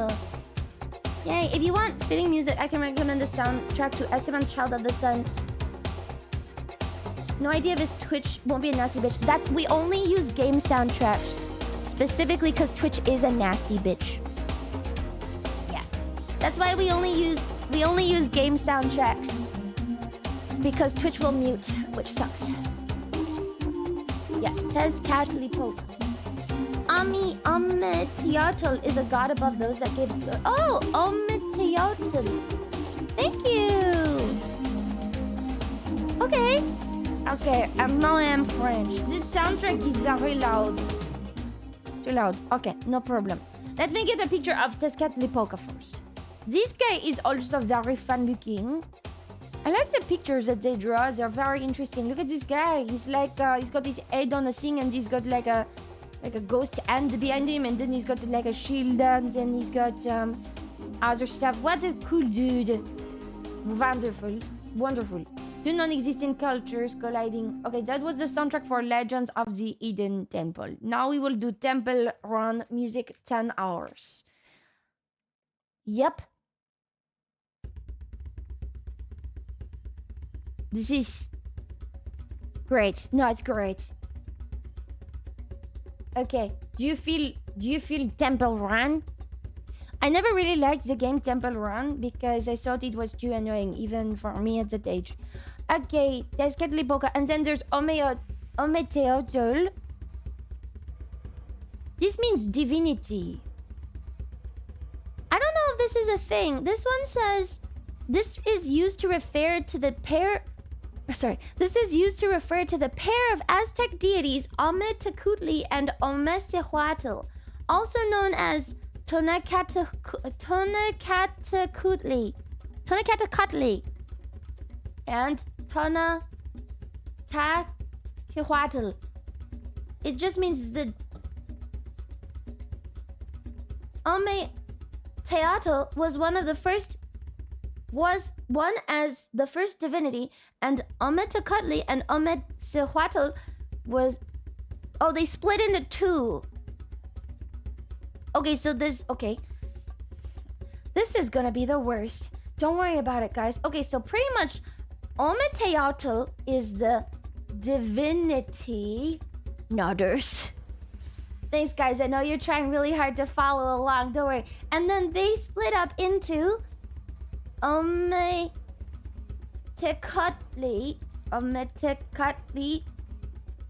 and Ometzihuatl.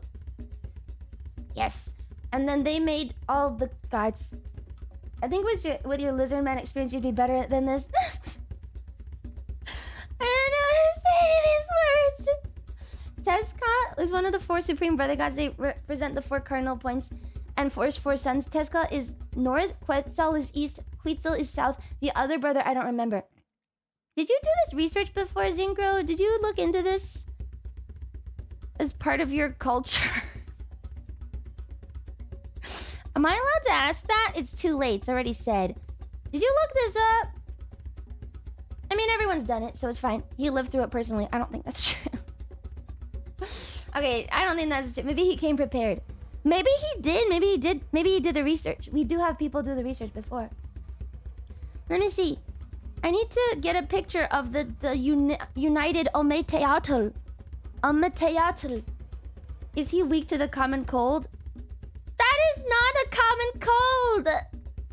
That's so suck. No, man.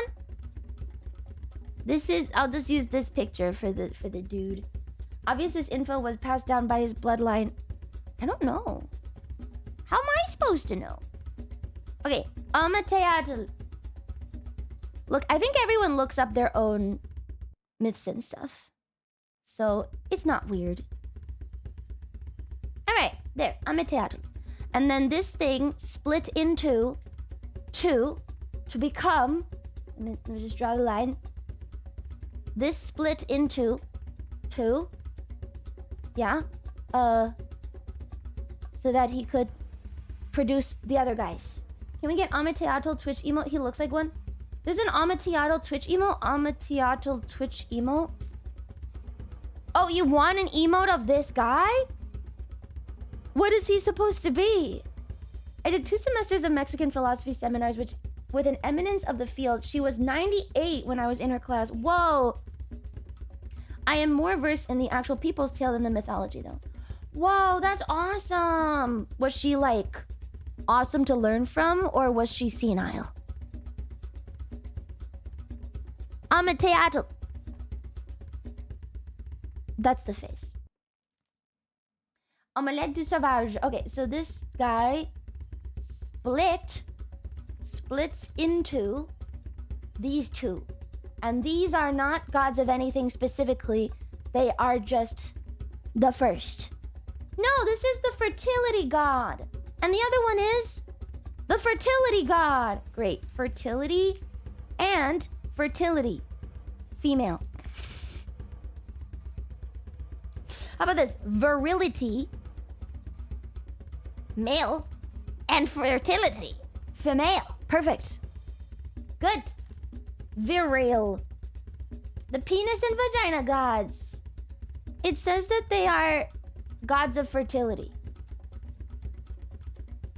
Yep. Okay, great. And then they made all the other ones. So then we got...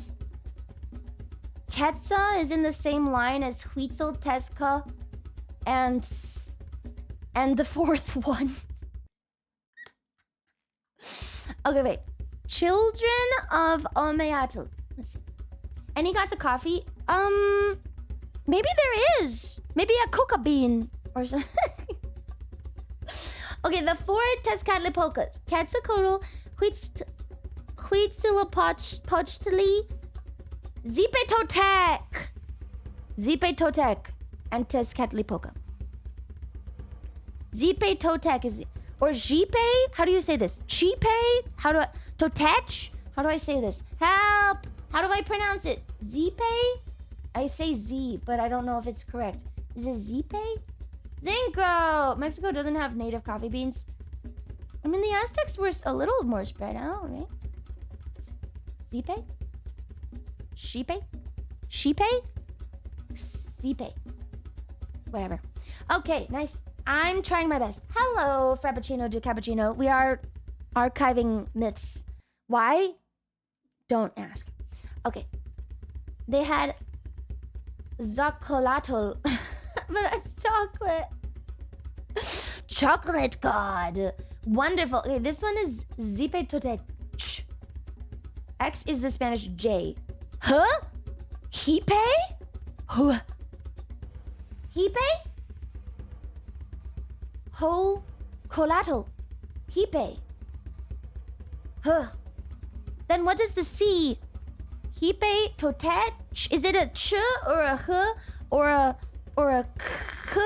Or what is the C now? Tell me about the C. And this guy is, he does the what?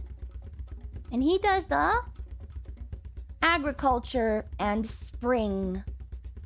Spring agriculture. C is just C. Hinkro.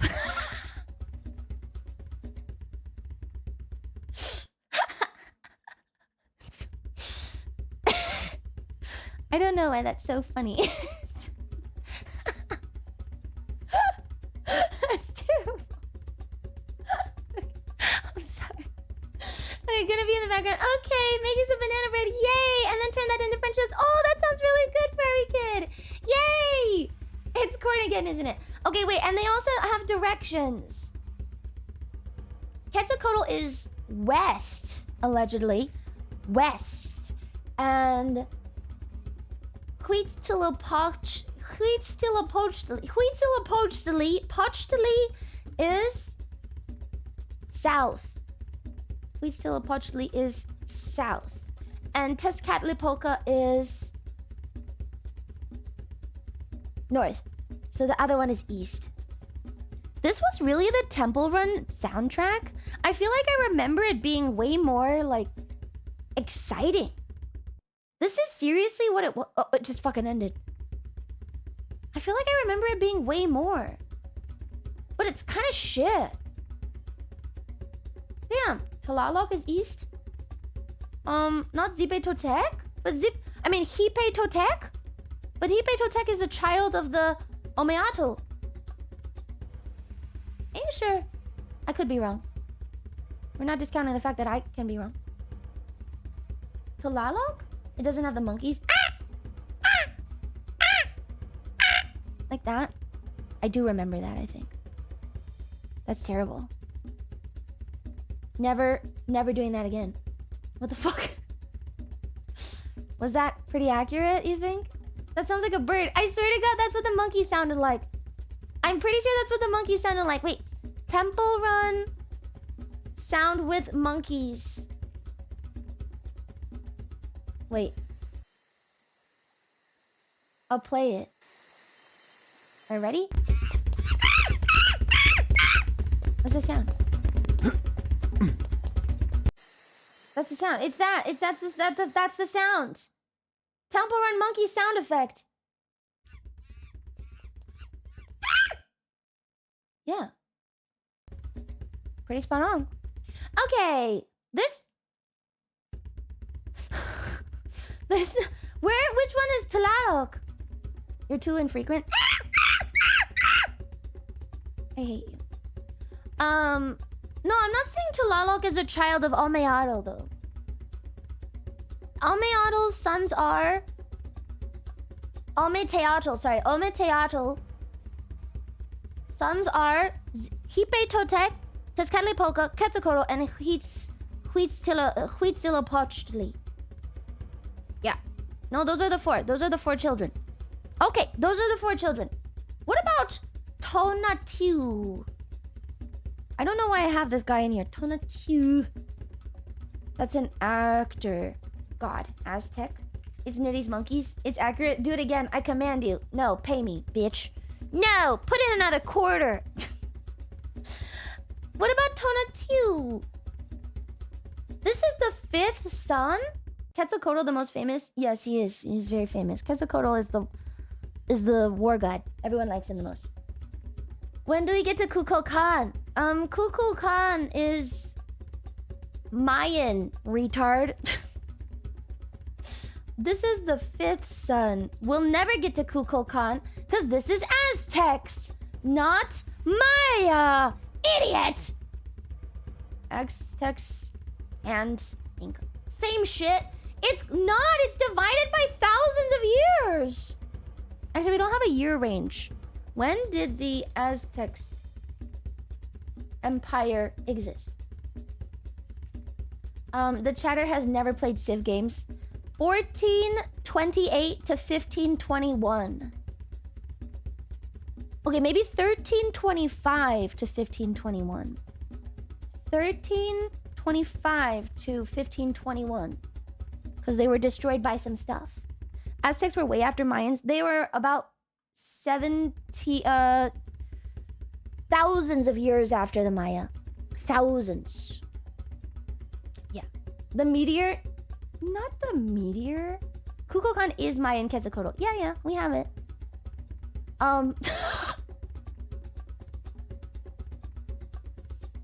I thought we did.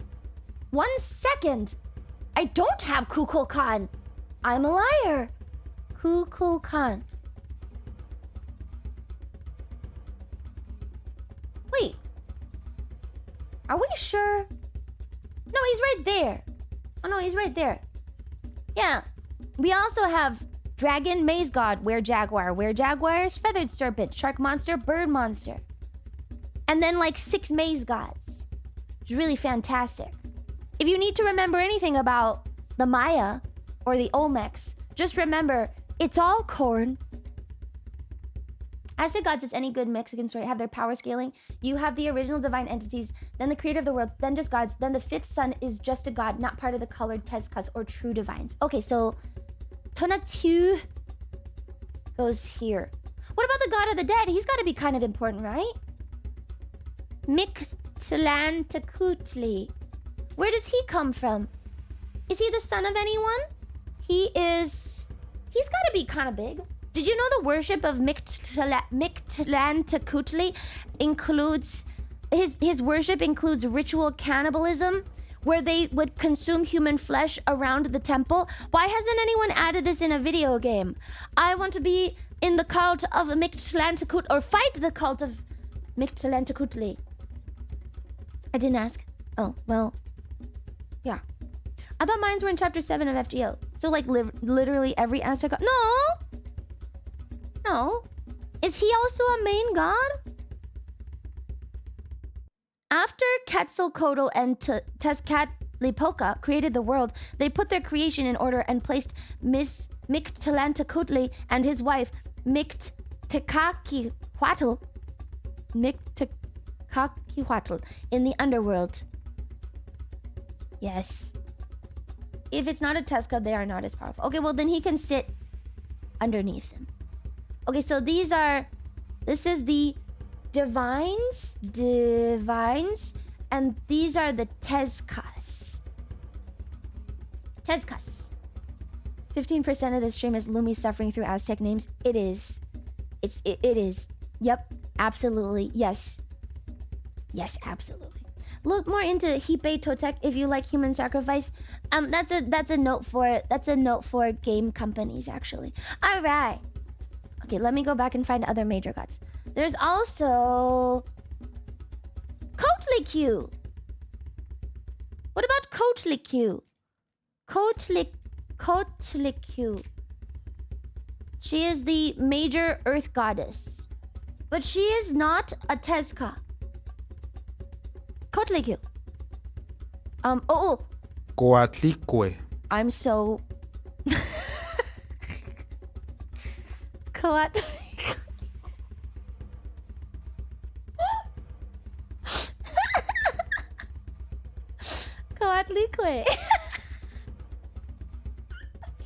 Close enough. Now you try. Coatlicue. Huh? Coatlicue. Coatlicue. I still sound really white. I can't not. How am I supposed to say it? Coatlicue. Whatever. Okay. Her name is Snake Skirts. And she's the goddess who gave birth to the moon and stars. And Huitzilopochtli. Wait, what? She is the wife of Miho Cohuatl? Wait, I don't know who this guy is. Who's Miho Cohuatl?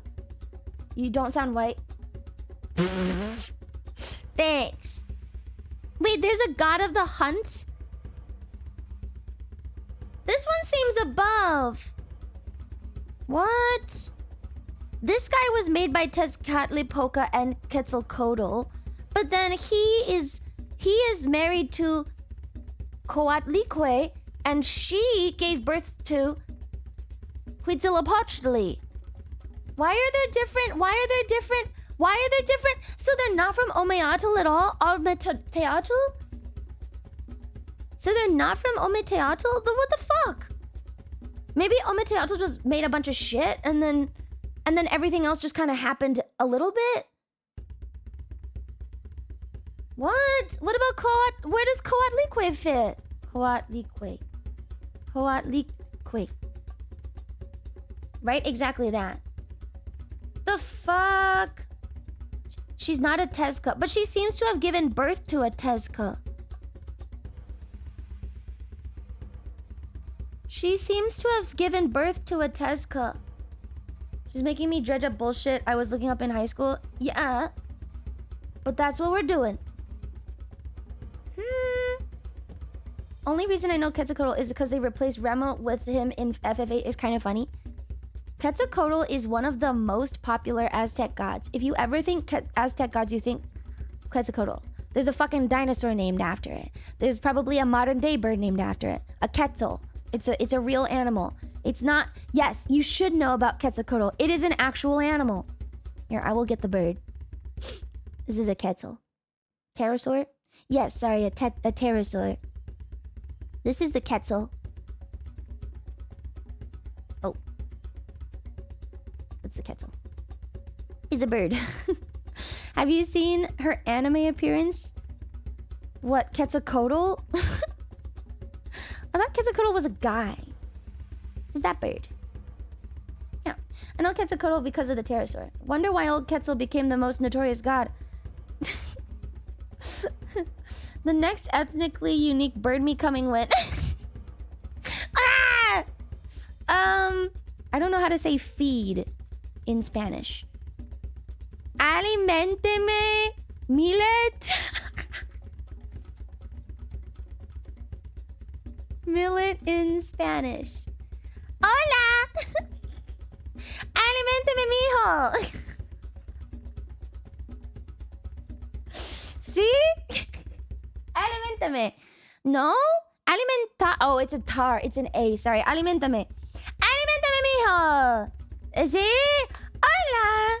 Soy un... Fuck, bird. Pájaro. Sí. Pájaro. Sorry.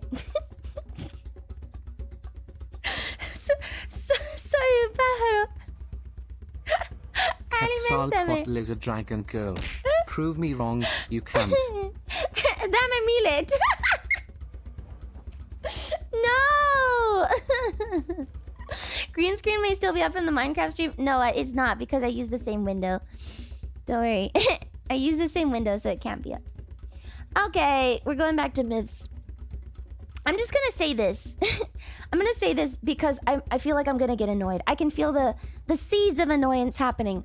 If you know Quetzalcoatl from an anime, you're not special and you're not cool and you're not interesting to me. That is like the basics of anything. If you talk to anyone that actually likes mythology about how you learned about Quetzalcoatl from an anime, they will pretty much leave and not talk to you again. It's like going up to like a pianist and going, well, can you play for Elise? I don't like you anymore. I don't like you anymore. It's the same thing as like a myth enjoyer, if that's the first thing that you say. Well, did you know about Quetzalcoatl? Yes, actually. Okay, but can you play for Elise? Yes. Can you play Adagio? For strings, you retard? It's for strings, dumbass. Okay, I first learned about it in Final Fantasy, then studied up on Aztec mythology. Okay, you get a pass. You're cool. You're not true nerds. You're just fucking posers that try to impress me. It's fucking stupid. Okay, I'm gonna add Coatlicue. Coatlicue. I think it's C-U-E. Coatlicue. And she is Snake Skirt. And she is the goddess Can you of please something. play the third movement of Moonlight Sonata on your dork keyboard? Yeah, I We can. keep asking. No, I don't like think that you song. can do it. I haven't played it in a long time. So, no, I probably couldn't unless you gave me some practice. I studied mythology, but then anime overwrites everything.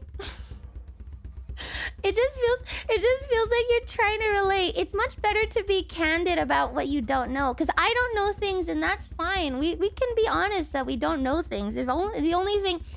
You're misrepresenting yourself, and then you make yourself look dumber. Earth, nature, fertility, life, death. Okay, thank you. She kind of covers a lot of stuff. Earth goddess. Why does she cover so much stuff? Don't do this to a real girl, okay? If you're trying to find like your perfect waifu that cares about all the same things that you do, please don't do that to her. In real life. If you meet a girl that's kind of interested in myths and stuff, don't go, well, I learned about this from Fate. Just shooting yourself in the foot. The first good piece of advice she's given us. Please don't be retarded. Okay? I beg of you. Okay. Nice. Coatlicue. I'm so confused at this family tree. I'm so confused about it. Do we know where she goes in here?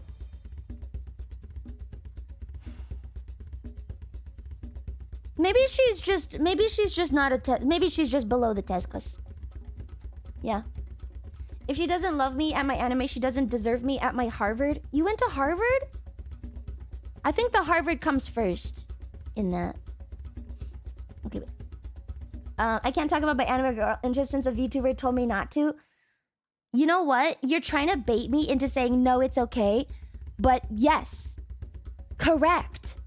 Don't talk about your anime girl interest with a real life woman. Don't do that. No, don't do that. That's fucking stupid. You dumb? No. Bringing up some random media that includes a character of the name doesn't equal pretending to be a mythology expert. I know. It's just that I've heard it like 40 times already. We already had this in the Olmec Maya section too, where everyone was only talking about how they only knew it from Fate and Final Fantasy. So I've already had to sit through a whole 4 to 8 hours of this. So that's why I'm saying it now. Please don't bring it. Please don't bring it up. And Smite. Please, I've already sat through a lot of it. Let's just get this done. I just want to finish this. Okay, we got Tonatiuh. I gotta edit Beppa shorts. What? Aztecs were such cool, interesting, fucking ruthless killers. They built an empire upon skulls and blood that was the biggest in all of North America. Also, corn was domesticated in central Mexico. Northern tribes just stole it. If anyone north of the Mexico Valley says they made it, they are lying to you and should fucking stop. You're gonna go clip someone that isn't even me instead of telling me about myth things? Well, now I'm just gonna get it all wrong. I can't believe he's leaving me like this. That's so fucked up. Okay, Tlaloc is the god of rain. Very cool. Tlaloc. Rain. Good. Dumped. It's my job, woman. No! This is so fucked up, man. Fine. Do your job. Okay. He looks like an elephant. Or a frog? He's green. Who works on Saturdays? Me, bitch! It's okay. I don't hold it against you. You may go. Good luck with your clipping. He was the god of rain and water, a giver of life and sustenance. Rain, fertility, water. I'm at work right now. Oh, God. You too? Oh, no. Okay, that's Tlaloc. And then we got... These are just regular deities and stuff. And then we got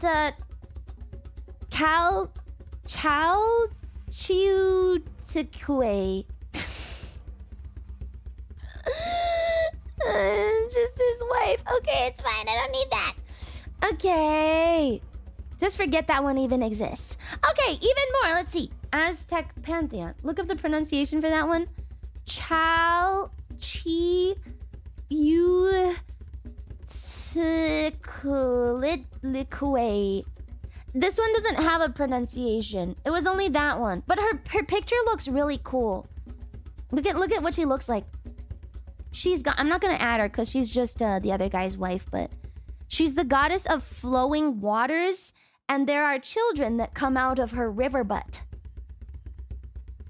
Cool. And her name is spelled... Because I'm not gonna add it. Her name is spelled... Chao Chi Yu Talikue.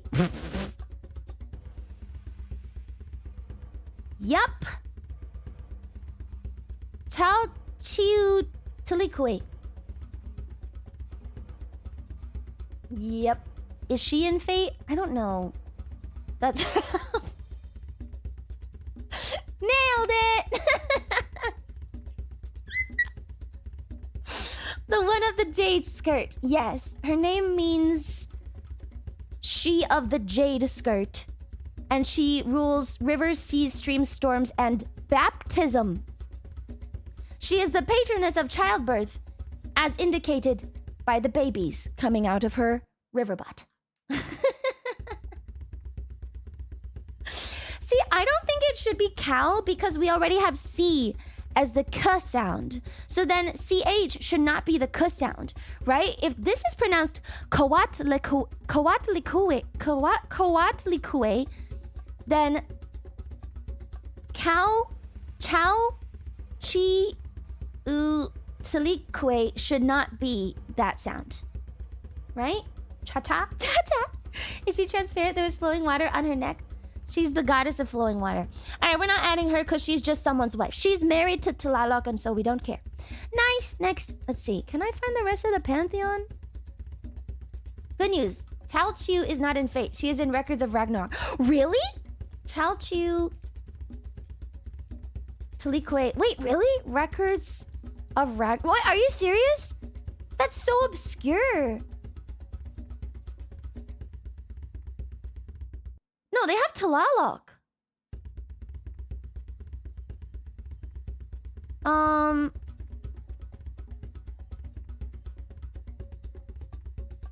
No.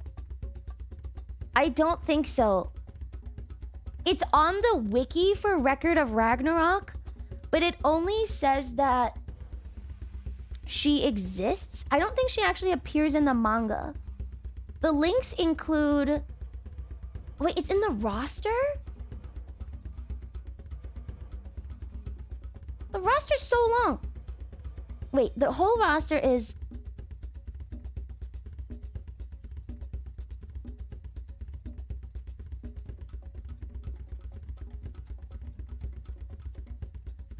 What the fuck is this? Oh! Someone made a fan roster.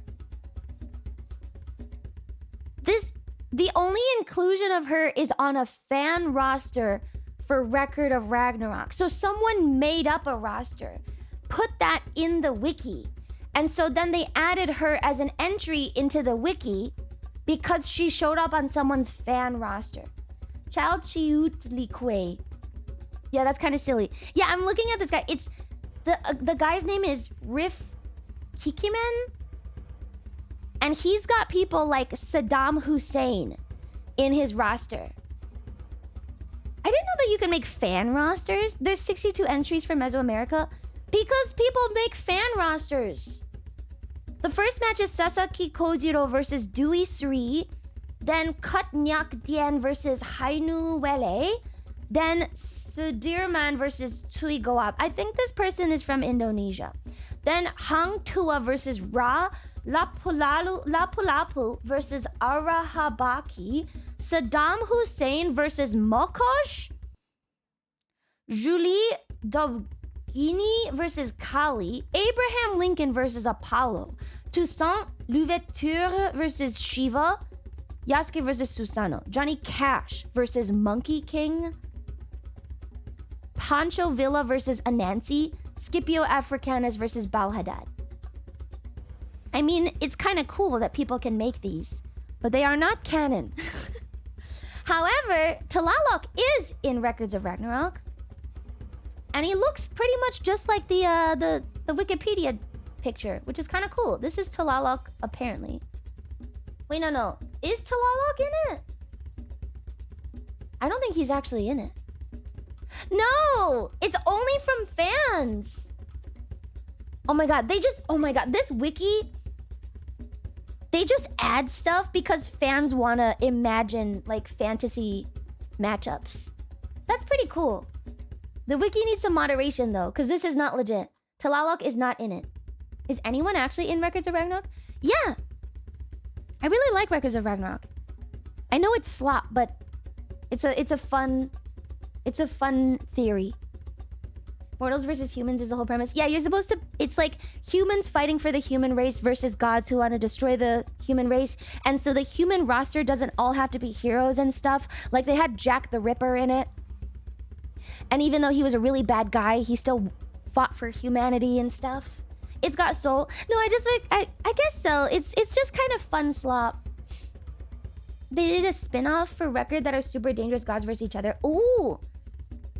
This is mild spoilers, so listen at your own risk. But the roster is Thor versus Lubu, Adam, the first man versus Zeus, Sasaki Kojiro versus Poseidon, Jack the Ripper versus Hercules, Raiden Tameemo versus Shiva, Buddha, who used to be human, versus Zerofuku, Qin Shi Huang, who is the first emperor of China, versus Hades, Nikola Tesla versus Beelzebub, King Leonidas versus Apollo, Soji Okita versus Susanoo, Simo Heiha versus Loki. Who is Simo Heiha? Oh, the Finnish sniper! Oh, is that an episode? Is that an episode already? Oh, or it's just in the manga. Holy shit, they put the Finnish sniper in there. That's pretty cool. I want to watch that. I don't know if that episode is out yet. Oh, it's only in the manga. Okay. His name is Simo. I'm reading this shit immediately. Yeah, it's like... It's pretty much full-on just action slop. It's like all these heroes you've heard about your whole life and all these gods and stuff, and then they make them fight. It's like your perfect fantasy football. Where you just pair things up. It's kind of fun. It's fun slop. Fun boy slop. Playing with action figures. Yeah, exactly! It's literally playing with action figures. It's called Record of Ragnarok. And it's all these like buff men. And then all the buff men get paired with like a Valkyrie. I don't know what the anime's at. There's a manga and an anime. Come on, score some fucking goals, Jack the Ripper! Legends of Ragnarok. No, Record of Ragnarok. Record of Ragnarok. What if Trump fist fought Jesus? I guess you could have that be like a fan thing, yeah. It's on season 3 right now. It's on season 3. But the manga seems to be on... way further. Shumatsu no Valkyrie. Okay. Apocalypse of the God is a spin-off that takes place shortly before. Zeus has a tournament of gods versus gods to decide who gets the first slot on the roster. Secretly, though, it's to off the dangerous outer gods that are considered too dangerous. Ooh! I love this kind of, like, culture clash thing. I mean, hasn't everyone wondered? Like, as soon as you hear about, like, Zeus, right? Like, as a kid, you watch the anime... you watch, like, Hercules. And then you're like, well, how would Hercules fare against this thing? It's something that everyone thinks about. So, it's kind of cool. I might look into it. I might read it. Jack has his own spin-off. Really? Okay, so maybe... I won't spoil anything else. I never did that because I'm not Mexican. I don't know. I've always been kind of curious. It is exactly like fantasy football. You just wonder, like, how can there be so many pantheons and then we've never equated them to each other? Is there like a grand power scaling for gods? I mean, there must be. Hercules pulled 2 continents together, but Thor beat a giant the size of a mountain. Power scaling is so fun, and everyone should do it at least once. I think so too. Actually, thinking about this stuff is super fun. I really like it. Anyway, so you can check that out if you're interested. It's called Record of Ragnarok, and apparently Simo Heya is in it. Let's go, Finland! That is so insane. I really want to read that now. You really are a born nerd. I was born to... Daughter of 2 scientists is not nerd? How is that even possible? There's no way that I wouldn't be a nerd. There's just no way. I guess I have something to look forward to if they have Simo. Yeah. It looks pretty cool. Alright. Jesus saw all of Christian's sins and forgave him, so I'd say he is clearly the most powerful. I don't know. It'll be cool when they get there. I hope they keep making the anime. Anyway, back to my Aztec gods. Back to my Aztec pantheon. Who else do we have? Aztec pantheon. I have opinions about Simo. Shut up, Overlord. We don't get an opinion here. He is a hero, just not for some. Okay, can I get like a ranking? Aztec pantheon ranked by importance. Shut up, Russian. Okay. Huitzilopochtli, Tlaloc, Tonatiuh, Tezcatlipoca. People really care about Chalchiuhtlicue? Does she actually really matter? Oh! Kenteotl. Let's add the corn god. Maize. Very important god. These pantheons are just Nephilim LARPing as humans. Sure.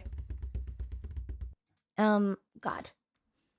I thought you already finished mythology completely. No, we just got really tired and started avoiding it, but we gotta finish it. I really just want to finish it so we can move on. We only have 2 more things though, so... And after the Aztecs, it should get easier because everyone knows Arthurian legend except for me. So hopefully if we can finish this, then the next time is just going to be everyone telling me exactly what I want to know. I hope. Because you all know Arthurian legend, right? I'm legit, I miss Germanic. It was pretty messy though. The Germanic stuff was really shit. It was really bad. There's just like a lot of Slavic disagreement. Yeah. That was low. Overlord is... Oh, that was low. Too low. Borderline by barbaric. Damn. We hate Lumi just for the record. Do I see the Zorias? Yeah. You got Zorias. Uh-huh. We got most of them. Not most of them. Overlord started Finnish Ghost of Kiev discussion. We will ignore them. And continue. Okay, I got Kenteotl, the god of maize. And then...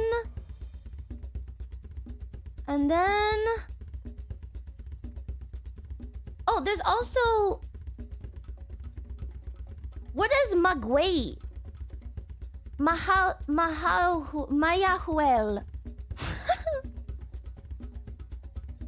There's also Tlahtecutli. Tlahtecutli. That's different from the other one.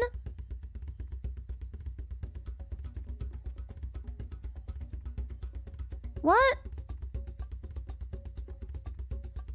Wait. There's also Tlahtecutli?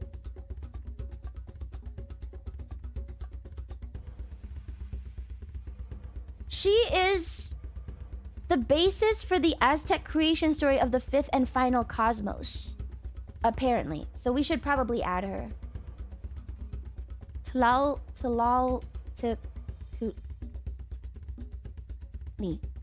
Kutli.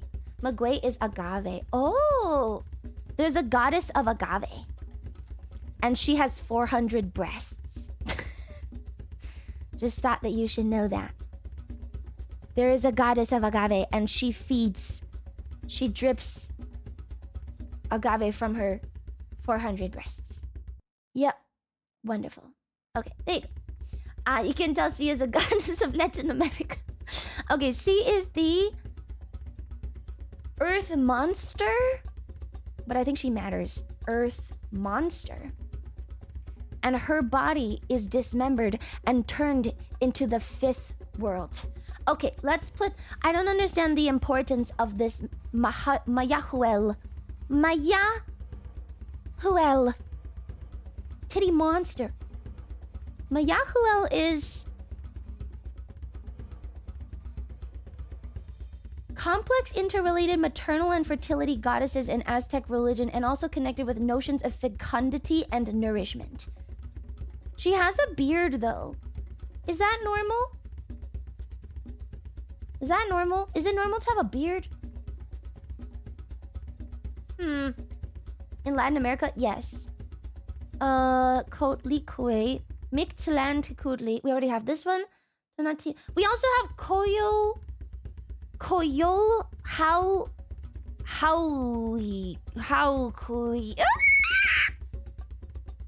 do I need the air and the winds and the fire and Xochipilli? Do we need all these? Do we need all of these? Mihcoatl. Do we need all these? Didn't put down the sex goddess. There's a god of air and rain. But this was a manifestation of Quetzalcoatl. Okay, so god of rain and wind was part of war god and also wind. Okay, that one is war god plus wind. We're not including manifestations. That's how we get the maize god all over again. What about Xiuhtecutli? No, we already have that one. Okay. And then we also... You're so bad at English. There's a Milky Way one. By changing the... Okay, there's a god called Mikoatl. And he changed himself into a deer and forced his attentions on either the great huntress Chimalman or the earth goddess Xiuhtecutl. He fathered Quetzalcoatl. But I thought Quetzalcoatl was the son of Ometeotl. This is the worst. Okay, so we'll add him.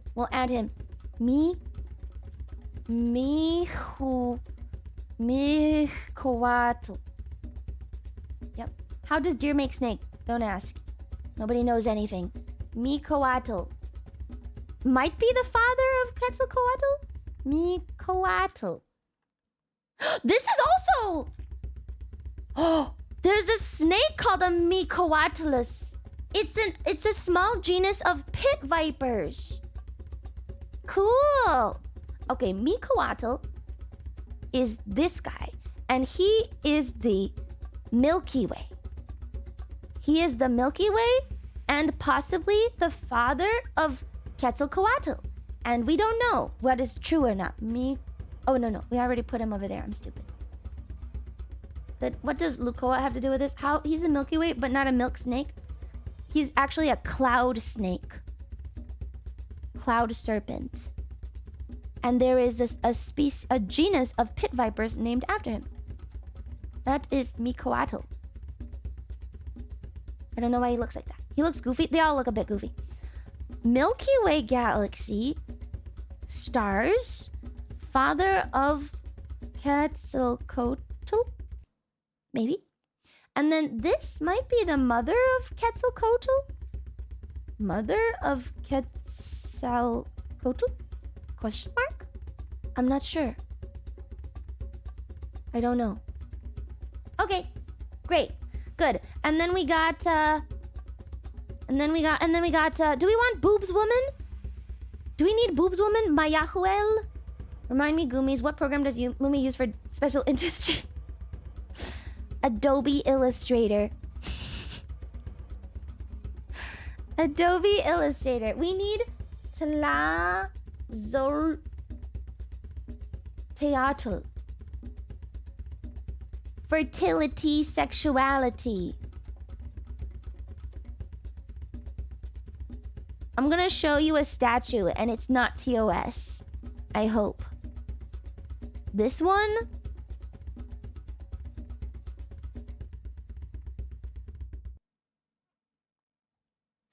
That's the goddess. That's the goddess of sex and fertility and the harvest. Sex, sexuality, lust, carnality, sin, vice, impurity, temptation. Patroness of adulterers. Oh, she was the one that you went to for confession. You could confess your sins to her. Okay, her name is Tlazol Teatl. H-Zol Teatl. Does she look like that so people stay celibate? No. Fertility, sex, sex-related crimes, sex things, infidelity. Yeah. Tlazol Teatl. That's her name. Hey, goddess of lot lizards. What? She looks like this, and she's got a dude on her. Because she's the goddess of adulterers. Wonderful! Okay? Good! That's how you spell it, right? No, you don't need this H. No H. Tlazol Teatl. Okay, any other ones that we want to just add for fun? We can add like 2 maybe. Any other fun ones to add?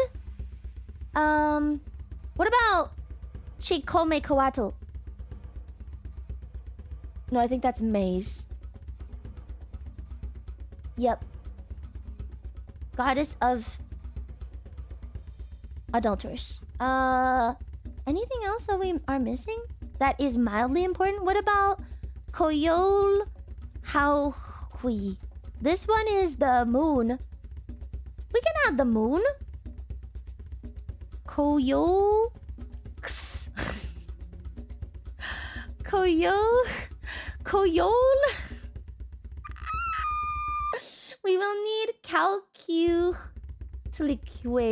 as she's one of the 5 sons. Okay. Chal Chiu Tlique. Aw, man. I don't want to have her. Her name is so long. Okay. Chal Chiu Tlique. I think I'm getting the hang of it. So we really need her? Okay, so running water. She is not one of the sons. She is the goddess of running water. I don't think she's a son. Her pronunciation is fantastic. Thank you, thank you. I try my best. She's not the sun, she's water. She's the Greek, she's the Aztec version. 4th son, Tlaloc's new wife, the water goddess. I don't think she ever becomes a sun. Are you sure? Sun. She ate the sun. Oh, she did preside over the 4ths. Oh. Okay, the 5 sons is the creation myth. Running water. 4th, you're right. I was wrong. Wife to Tlaloc. Okay.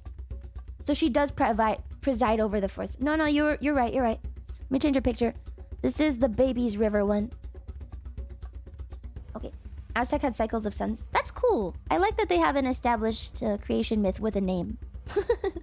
Makes it easier for me. Okay. Did we get the voluptuous goddess? No, but I can add her for fun if you really want. But I don't know how much she really matters. Her name is Mayahuel. Mayahuel. Okay, wait, let me put this over here. We need the earth monster because she turns into the 5th world. Okay. Okay, you're not gonna like her drawing. She doesn't actually have boobies. She just has a beard, which is really strange. I think these might be her boobies. Like the yellow dots? Or maybe the nubs. I can't tell. There might be the nubs on the bottom that are her boobs. Lame. Yeah, no boobs, but just, you know, Homer Simpson looking ass. I don't think you actually want to see her, you know? Agave. Goddess of Agave with 400 breasts. Okay, that's my Yahuel. Wonderful! Okay, the myth of the fifth sun / creation. Myth of the five sons creation myth. Yay! I think we can do this. All nipples, no tits. A little bit. Yeah, I do think it is a little bit like that, yeah. Second.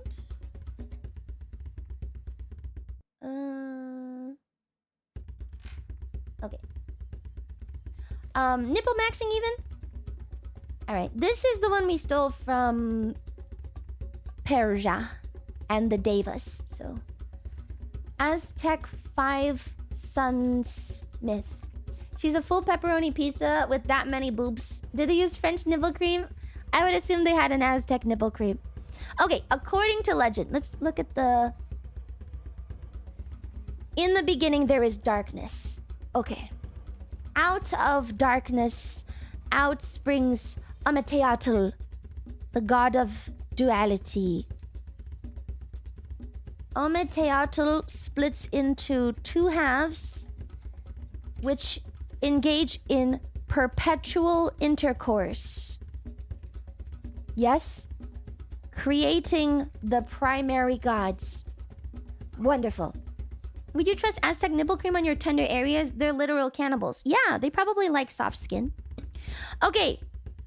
They produce four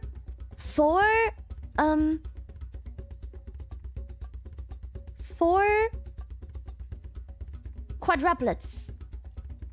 All named, and their names are all Tezcatlipoca. They form the cosmos in the shape of a crocodile monster. Kipactli, which makes a lot of sense. Let's go find a picture of Kipactli crocodile monster. Yes. Good. Okay. Kipactli looks...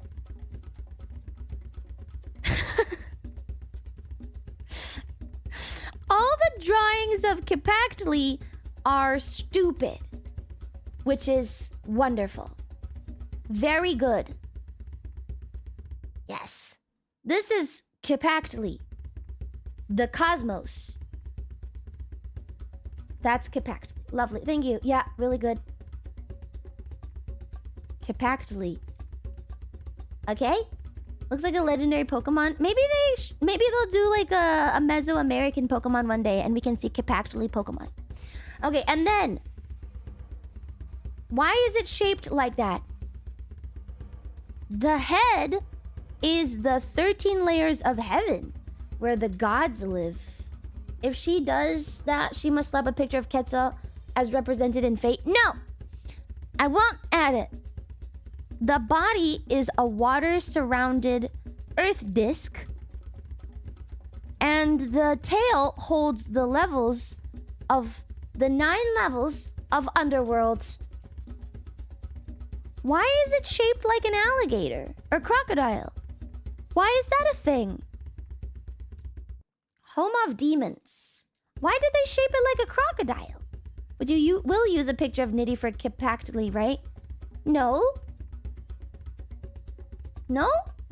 Myths will never cease to rage bait me with how batshit half their logic is.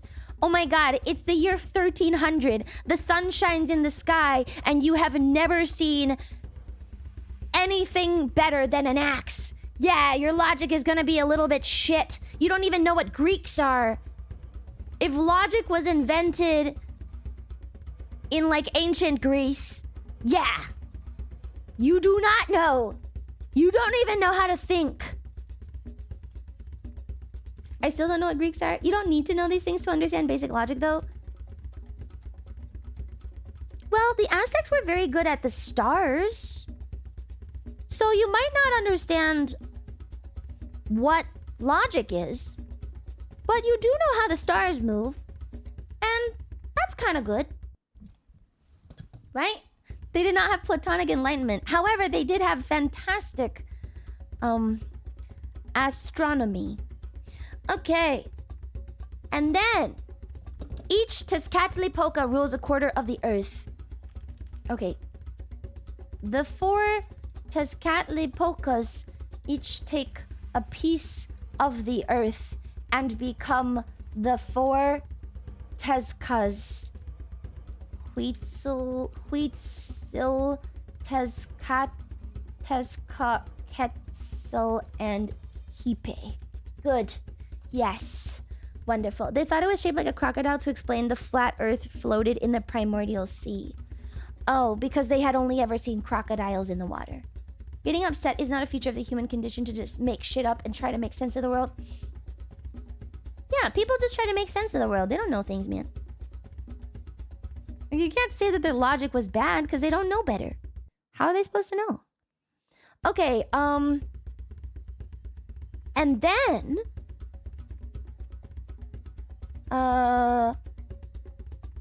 the gods then destroy the crocodile. The gods then destroy Kepactli.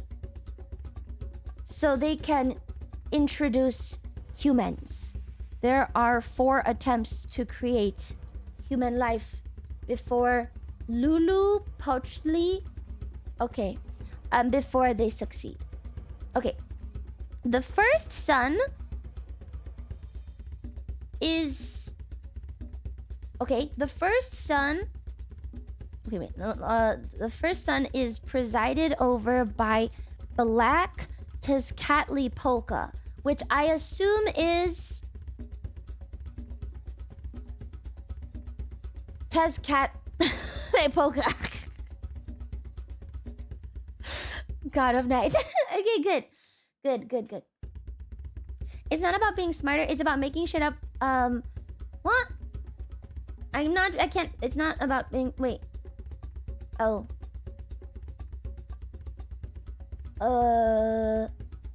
It's not about being smarter. It's about not making up random nonsense with no basis to explain things. Guys, I think... I think you're experiencing an insane amount of modern day privilege. No, nobody knew anything back then. You're standing at the precipice of, like, you're standing at like a peak of human knowledge. Yeah, people back then, they just figured like these were gods and they had no control over them. That's just what it is, man. You can't just look back and go, wow, those guys were dumb. I mean, in theory, with evolution, people have gotten smarter over time. So that might play into it. It is true that people have gotten smarter over time. But like, if you didn't know anything, you would also assume that birds fly because they are made of smoke or something. I don't know. Think back to when you were a kid. They just didn't know anything. So they have to make observations. Why do birds fly? Maybe they are made of smoke. And maybe they contain souls. And that's why whenever we die, one bird flies away, and that's our soul because it's lighter than air and it goes to heaven. I don't know.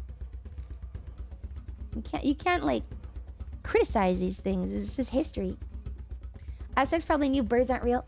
I know for a fact. I would trick one of my friends into grabbing one for me to find out. Yeah, you could go touch it. But then you might be like, well, it's so soft, maybe it's something else. Who knows? All right, the first one. The first son is presided over by Black Tezcatlipoca, who creates a race of giant vegetarians. Yes. Tezcatlipoca tries to rise into heaven, but his brother Quetzalcoatl knocks him down. Angered, Tezcatlipoca turns into a jaguar and eats all of his vegetarians. end of first sun. Perfect. Base IQ is pretty stable around ethnic groups. No, but IQ hasn't. Well, IQ is a shitty metric. Let's forget I said that. The second sun under the reign of Quetzalcoatl produces normal seed-eating humans. Tezcatlipoca enacts revenge for his downfall and turns all the seed-eating humans into monkeys. Then blows his brother out of the sky. Great. End of second sun. Great, wonderful. The third sun. The third sun is presided over by the newly created god of rain and fertility, Tlaloc. You are severely underestimating past cultures' ability to rationalize. They developed aqueducts, hanging gardens. They require a line of thinking that goes beyond random bullshit. Go. But you're not talking about like physical things. They're talking about the divine. These are gods. It's a question of how things came to be, not how do I make my life easier. Yeah, I can go and make an aqueduct, but do I know why the sun turns? No. These are completely different aspects of life. When you look into the sky, you don't know. You don't know why things are the way they are.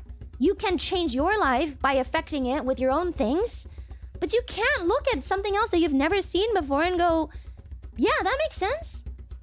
You just don't know. Miss hates metaphysics defending them. Keep using your words. They could make physical things, but they didn't understand abstract concepts. The abstraction phase of philosophy came way after the logic phase, man. It's their way of trying to rationalize what they don't know. Yeah. Okay, third son is Tlaloc.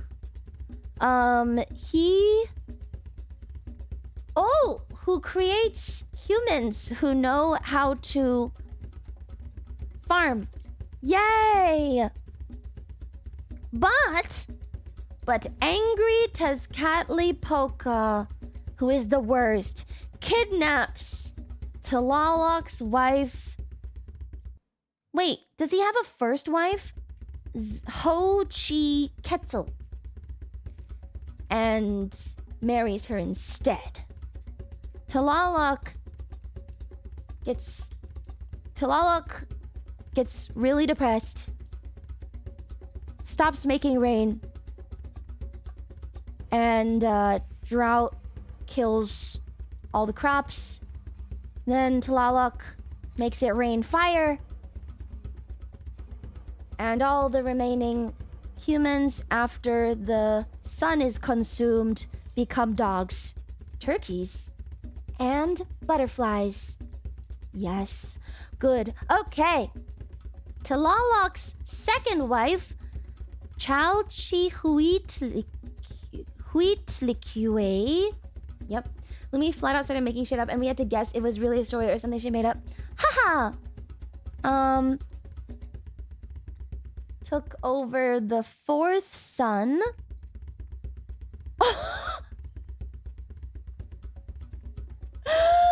Goddess of fertility and running water. Guess the reason why the fourth son didn't work out. However, her depressed husband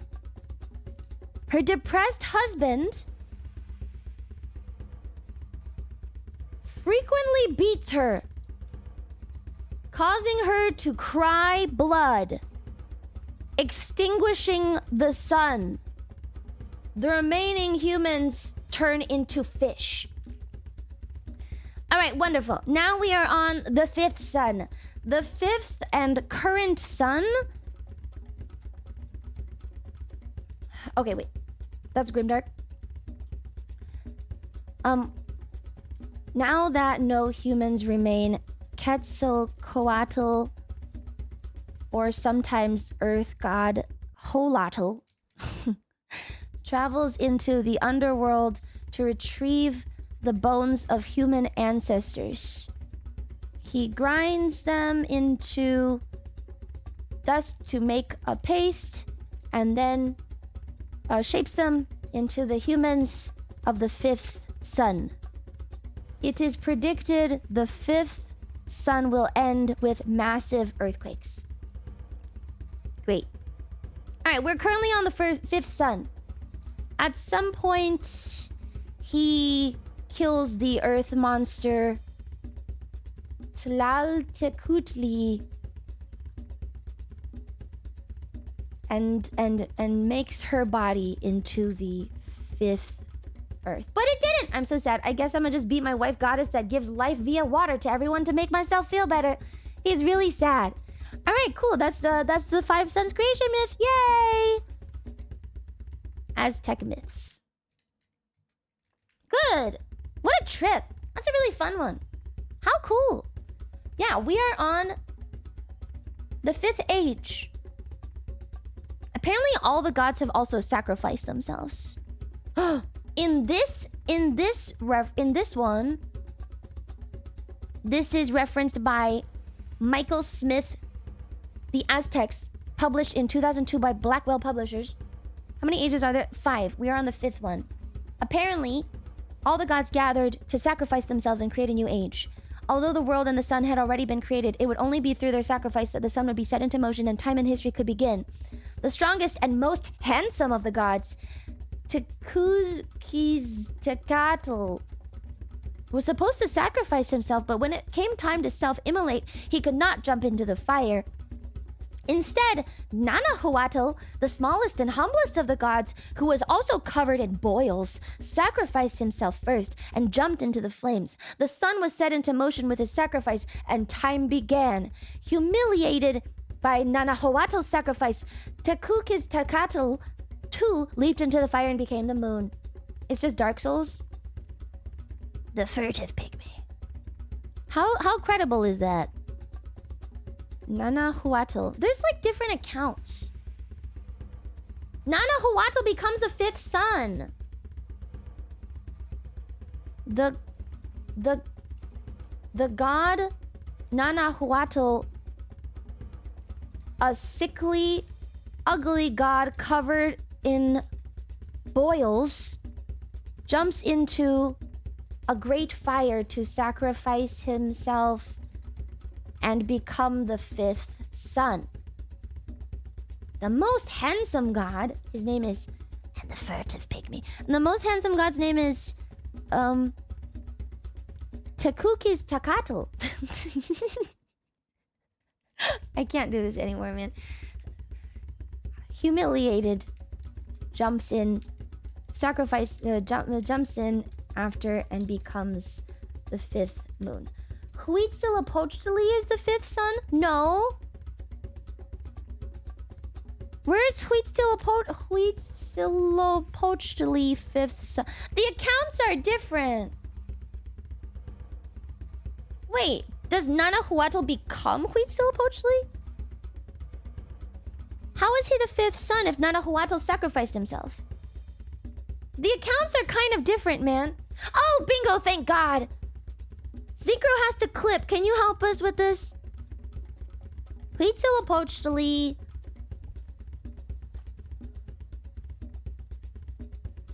replaced Nanahuatl! Huitzilopochtli is the patron god of the Mexica tribe. Originally, he did not matter to the Nahuas, which, as you know, the Aztec religion is recorded in Nahuatl, the language Nahuatl of the Nahuas. They took Huitzilopochtli from the Mexica tribe and he replaced Nanahuatl. Oh my God! Okay, so Nanahuatl later replaced by the Mexica tribe by Huitzilopochtli.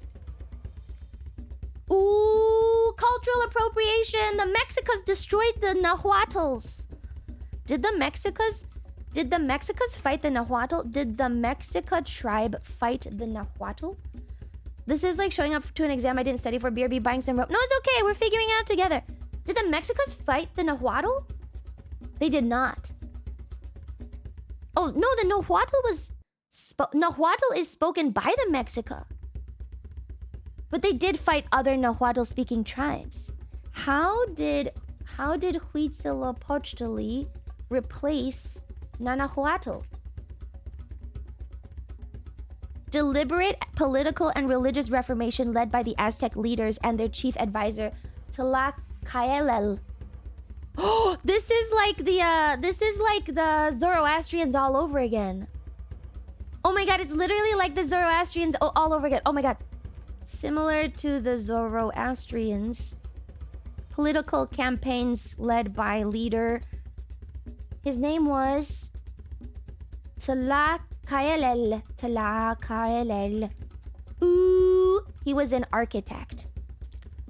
Man of strong emotions, was the principal architect of Aztec Triple Alliance, hence the Mexica Empire. Son of Emperor Huitzilopochtli and Queen Cacamaquihuatl, nephew of Emperor Itzcoatl, father of poet Macuilhohitzin, and okay.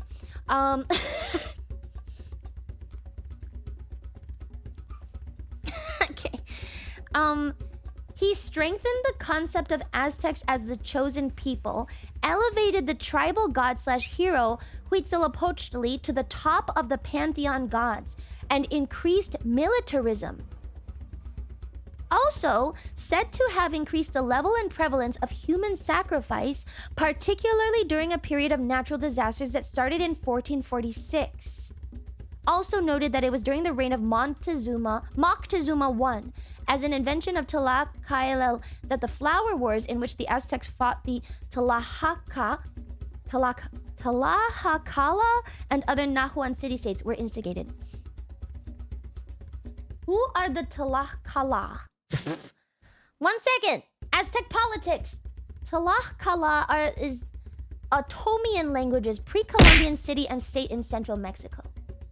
So cool. He soloed them being such dicks. No, he seems like an asshole. He seems a little bit like an asshole. A Habsburg actually learned the Nahuatl language when he ruled Mexico briefly. Awesome. You sound Arab. I'm trying my best.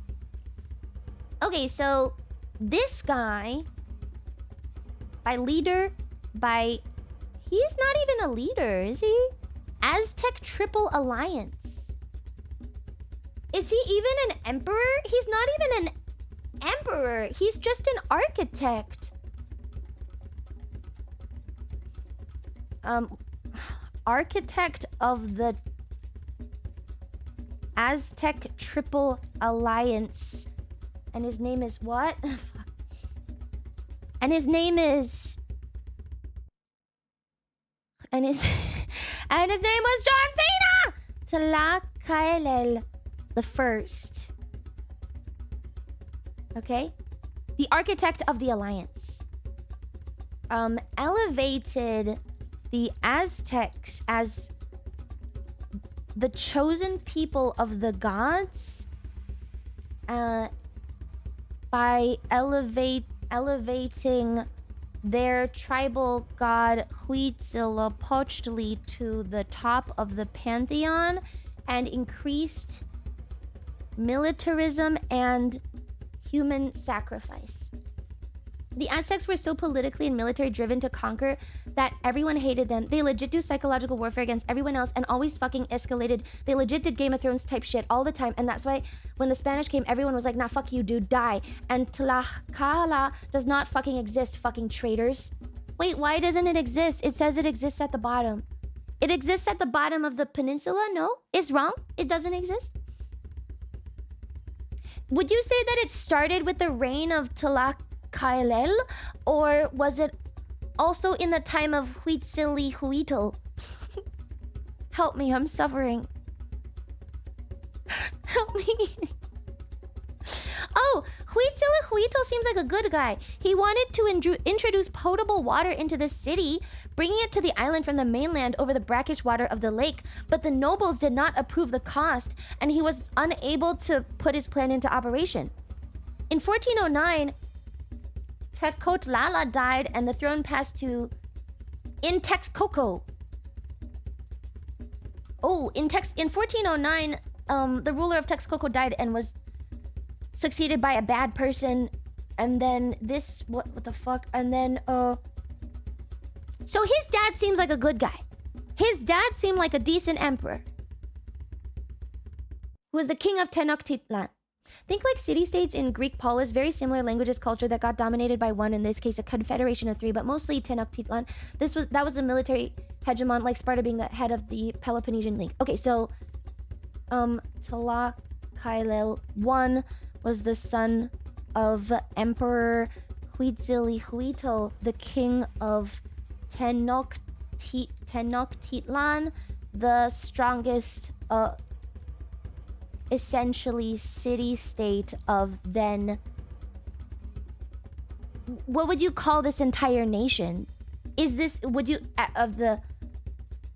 Of the Aztec Empire, I guess. Also sometimes called the Tenochca Empire. Or Mexica. Okay, so the three city-states were the Nahua, the Mexico, Tenochtitlan. What?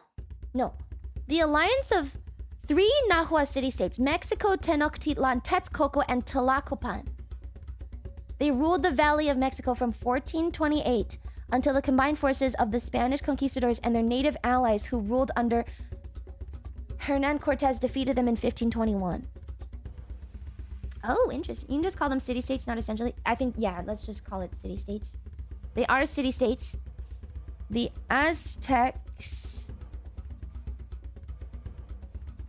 were so disliked. The Aztec right? The city-states include a couple, but I guess it was the Mexico Tenochtitlan city-state. The Mexico Tenochtitlan city-state was the worst one. That was the one they hated the most. Mexico Tenochtitlan was the large Mexican Altepetl. Was that the one they disliked the most and then they fought together against? Is that what it is? Maybe? Possibly? They got a power up. The conquest of the Americas by the conquistadors is the most insane shit in world history. I like that out of... Usually for all of our myths and stuff, we keep it pretty, like, non-historical. Like, most of it is straight myths, but this one is so interesting. We're just devolving into straight up history. We also did that with Zoroastrianism because of Zarathustra. But... You know what? Let me just add another section for this, because I think we can close off the 5 sons, but we can add this to Tenochtitlan and the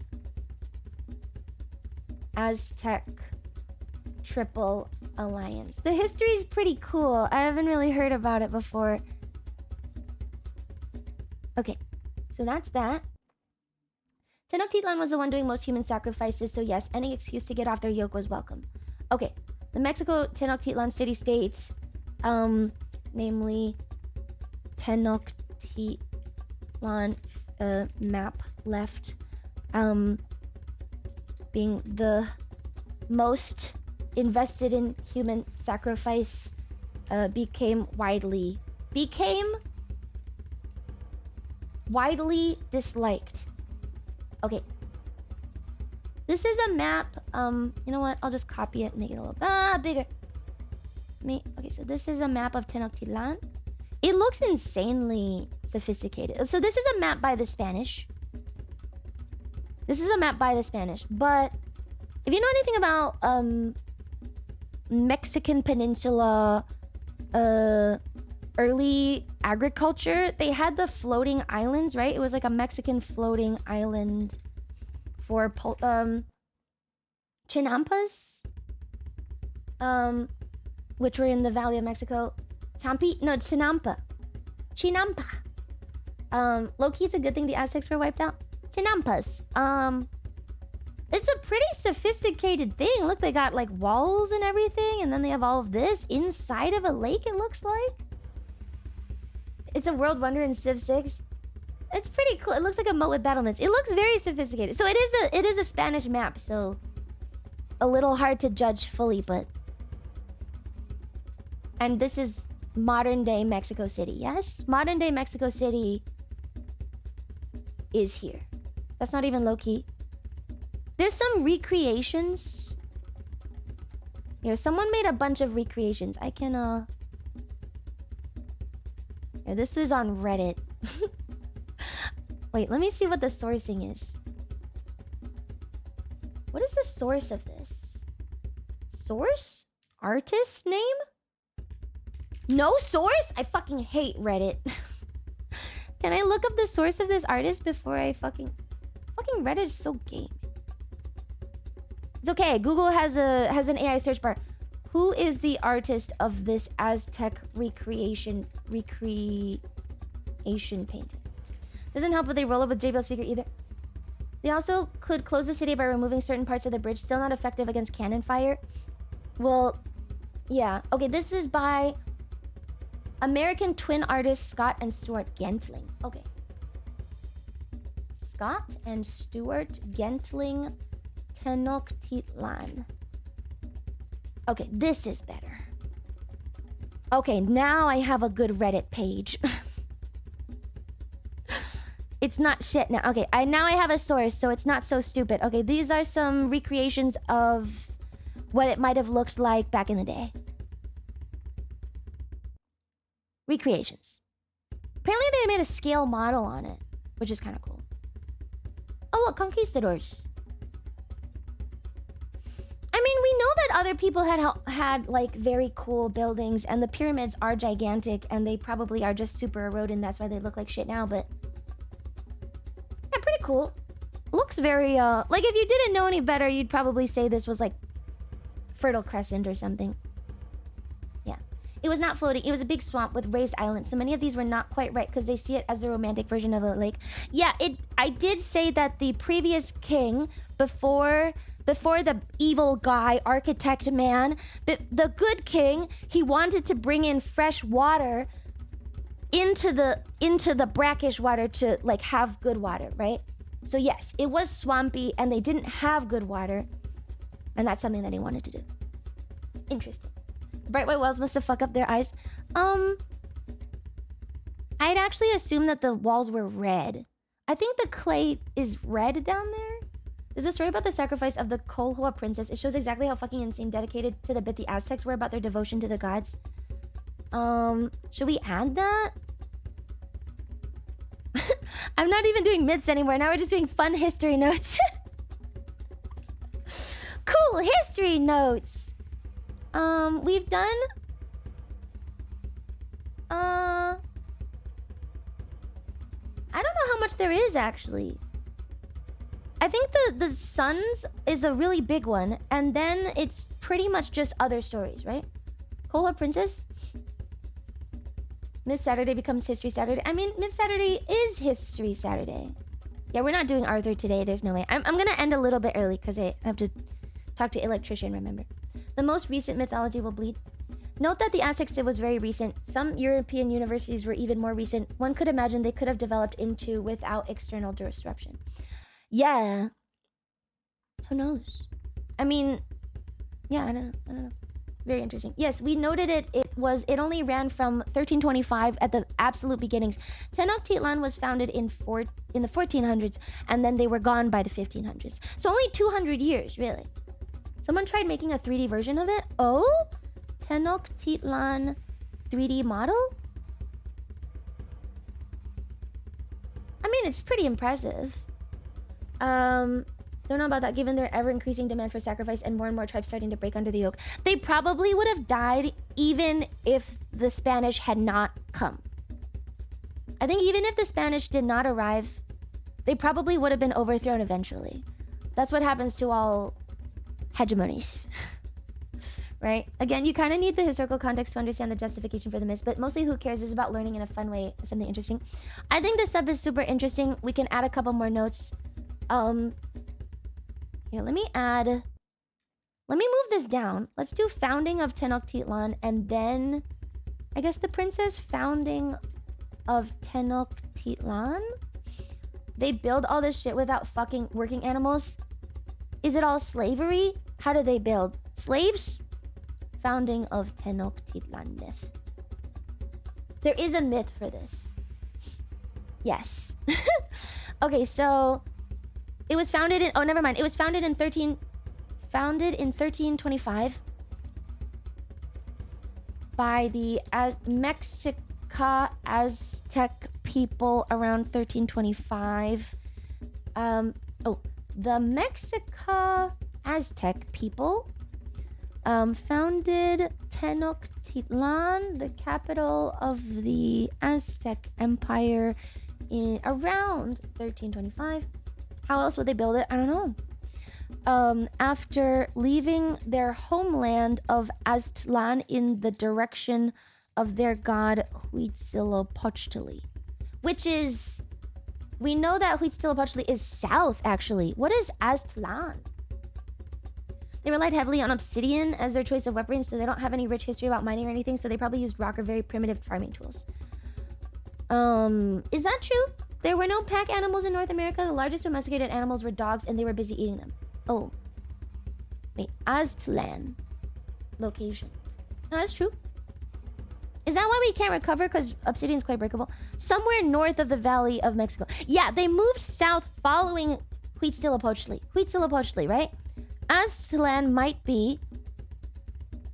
Aztlan might be this area here. Possibly.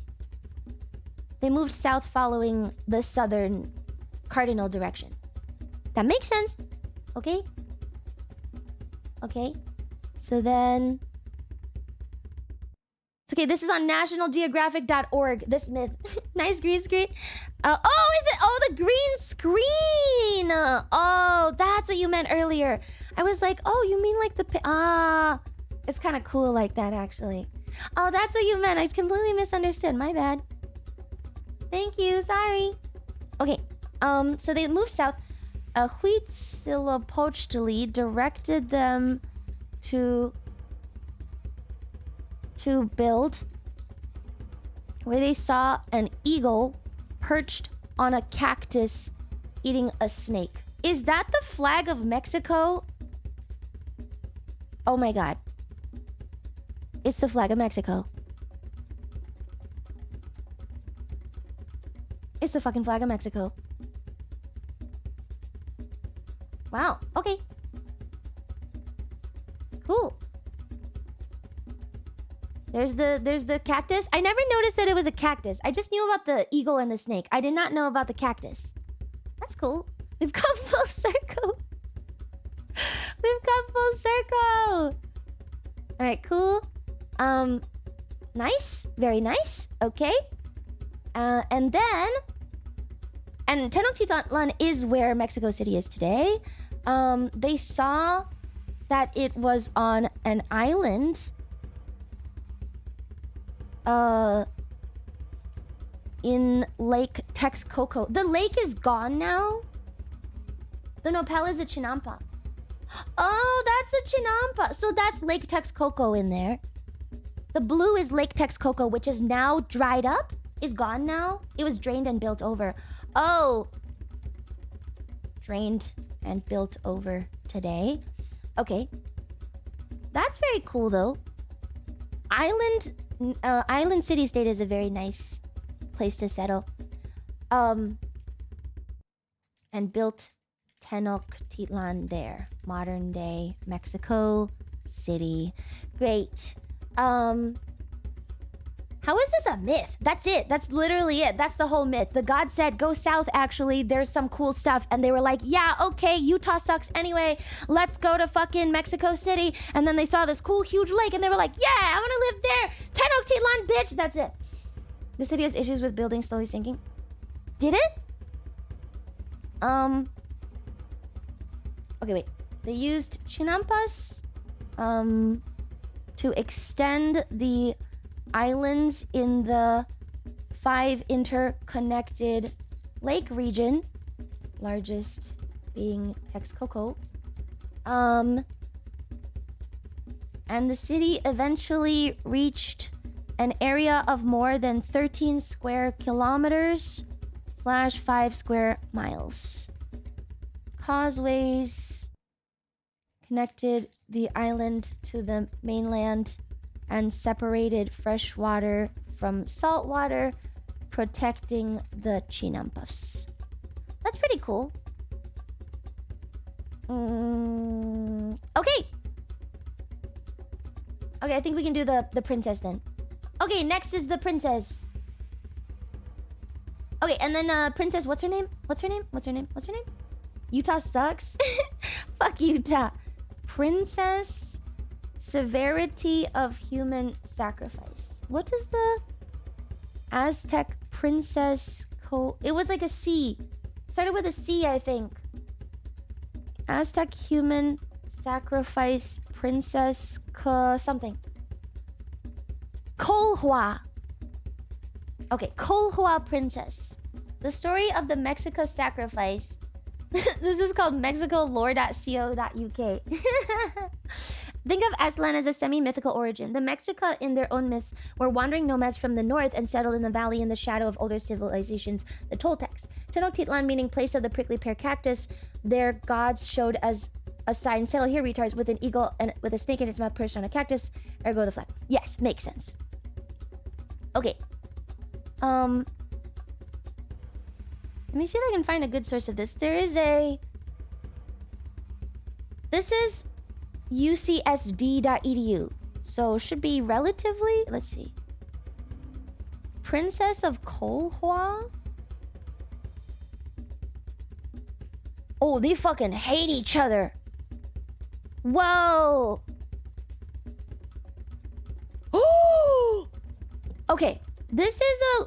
There's a page called Aztec Chronology by the UCSD, probably history department or something, which is pretty cool. If you guys want a link, I can give it to you. If you care, I will not read the whole thing, but I will read this one part. So,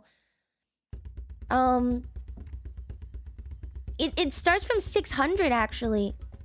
The sacking of Teotihuacan, major urban center near modern day Mexico City, which would have been the Toltecs, as you said, right? The fall of the Toltecs. Founding of the Tolan, modern Tola, also called Tula. Oh, no. Toltecs was after 600, so Teotihuacan is...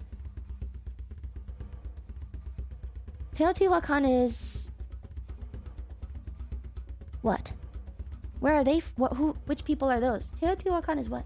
Aztec myth reminds me of the Moses story, except no ocean splitting in half, but traveling for years to get their own promised land. Everyone's got their own promised land. Most of it is south of the equator. Ish. Teotihuacan, who was it made by? Who built? No, it's also Aztecs. They don't know. They don't know? They don't know. Nobody knows. But it wasn't the Toltecs because the Toltecs were after Teotihuacan. So Teotihuacan is built by someone. Then it falls. Then the Toltecs rise up. Then the Mexica leave their mythical homeland of Aztlan and settle down in the... And then they settled... The Toltecs are then... Okay. The Mexica settled in some caves near Tolan, the capital of the Toltecs. And then... The Chichimex, a Mexica cover term for largely nomadic peoples from the northern desert regions. The Aztecs are some of the Chichimex. They destroyed the Toltecs. So the Toltecs are gone now. And then the Mexica settle near... they settled Tenochtitlan. Yes? To be fair, most civilizations are still covered in jungle by Mexico. Yeah, okay, so now they have settled Tenochtitlan. The year is 1299. So we had Teotihuacan, then the Toltecs, Tolan. Then we have this new thing. Okay, here we go. So in 1315... What the fuck? Here's a weird story. Mexica are ejected from Chapultepec by the Tepanics as they are driven out of Chapultepec, which is in Mexico City? What?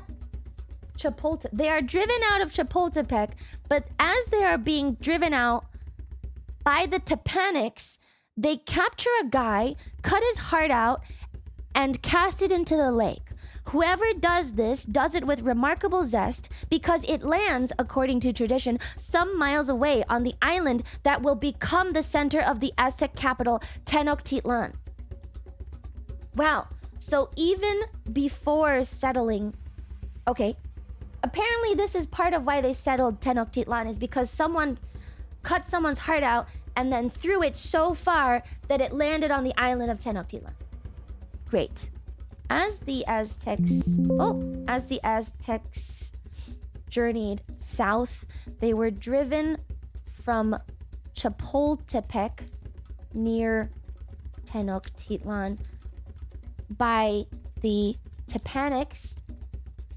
They captured Tenochtitlan. Okay, thank you. They captured a guy, cut out his heart, and threw it so far it landed miles away on the island that is now modern day. That became Tenochtitlan. Good? Wow. So the Aztecs are driven out. No. The Mexica proposed to make a common cause against the Tepanics with Cocotli, a leader of the Tepanic-hating town of Colhuacan on the southeastern shore of Lake Texcoco, and received permission to settle at a miserable snake field called Tizapan, 10 kilometers west of Colhuacan himself. He apparently hopes that the dangerously violent Mexica will be done in by the snakes. Great. You know what? We're gonna change this to Aztec Mexica culture. And okay, great. Lots of blood. Okay, so they have not settled it yet. The Mexica then what is the word? Then they tried to conspire with a nearby Tepanic hating tribe.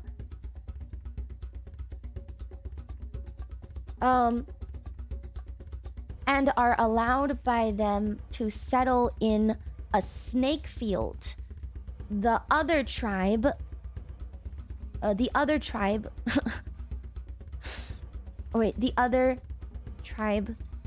we'll just call them Colhuacan, I guess. Colhuacan hopes that the violent Mexica are killed by the snakes. Great. Okay. In a moment of spectacular bad judgment, the Mexica sacrifice a Colhua princess intended for marriage and invite the king, her father, to celebrate the wedding, in quotations, where he sees a priest dancing around in her skin. The Colhua decide enough is enough and attack the Mexica. They flee to marshes and a small island at Acatzintlan, where they see an eagle perched on a cactus. And now, okay, great. Wonderful. Now they have found Tenochtitlan. And then, because they have angered the Colhuacan, they put themselves in the protection of the Tepanics, who are always eager to do whatever will annoy the Colhua. I think they just... Wow, this is awful. The Mexica capture a Colhua princess, invite her father to her wedding, where a priest dances around in her skin. The Colhua attack the Mexica, driving them onto the lakes, where they manage to see the eagle and cactus. Great. They were kind of terrible. They are awful people. Oh my god. The Mexica, having angered the Colhuacan, now ally themselves with the Tepanics who also hate the Kolhua. Great. This is fantastic. Suddenly cartel videos make a lot of sense. Are you guys okay down there? To be fair, they asked the dude if he would want her daughter married to Tezcatlipoca, which meant killing her in honor of the harvest. So that they were not doing it out of malice. They were just so fucking retarded that they thought it was okay. Allegedly, the Mexica asked the king if he would be okay with marrying his daughter to Tezcatlipoca, the god. Which implied death, really. So, not mean, just retarded. Good? Not mean, just retarded. I think that's reading modern understanding onto the past. I don't know. I don't think they did it maliciously, except that they also seem like dicks. Yeah. Apparently, Tlatelolco is founded by migrants leaving Tenochtitlan in a land dispute.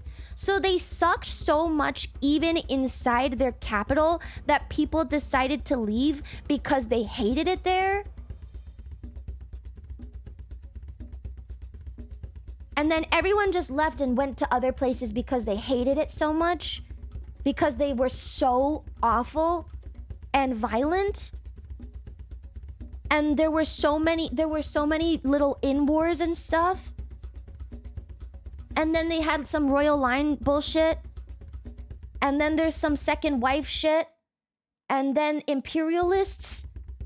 A lot happened in 200 years. Telling you, man, the Aztecs are so fucking fun to learn about. This whole timeline, I linked it earlier, but I'll link it again. I think this is a legit timeline because it's an EDU website, so they usually don't post garbage. But it really just seems like they fucking hate each other.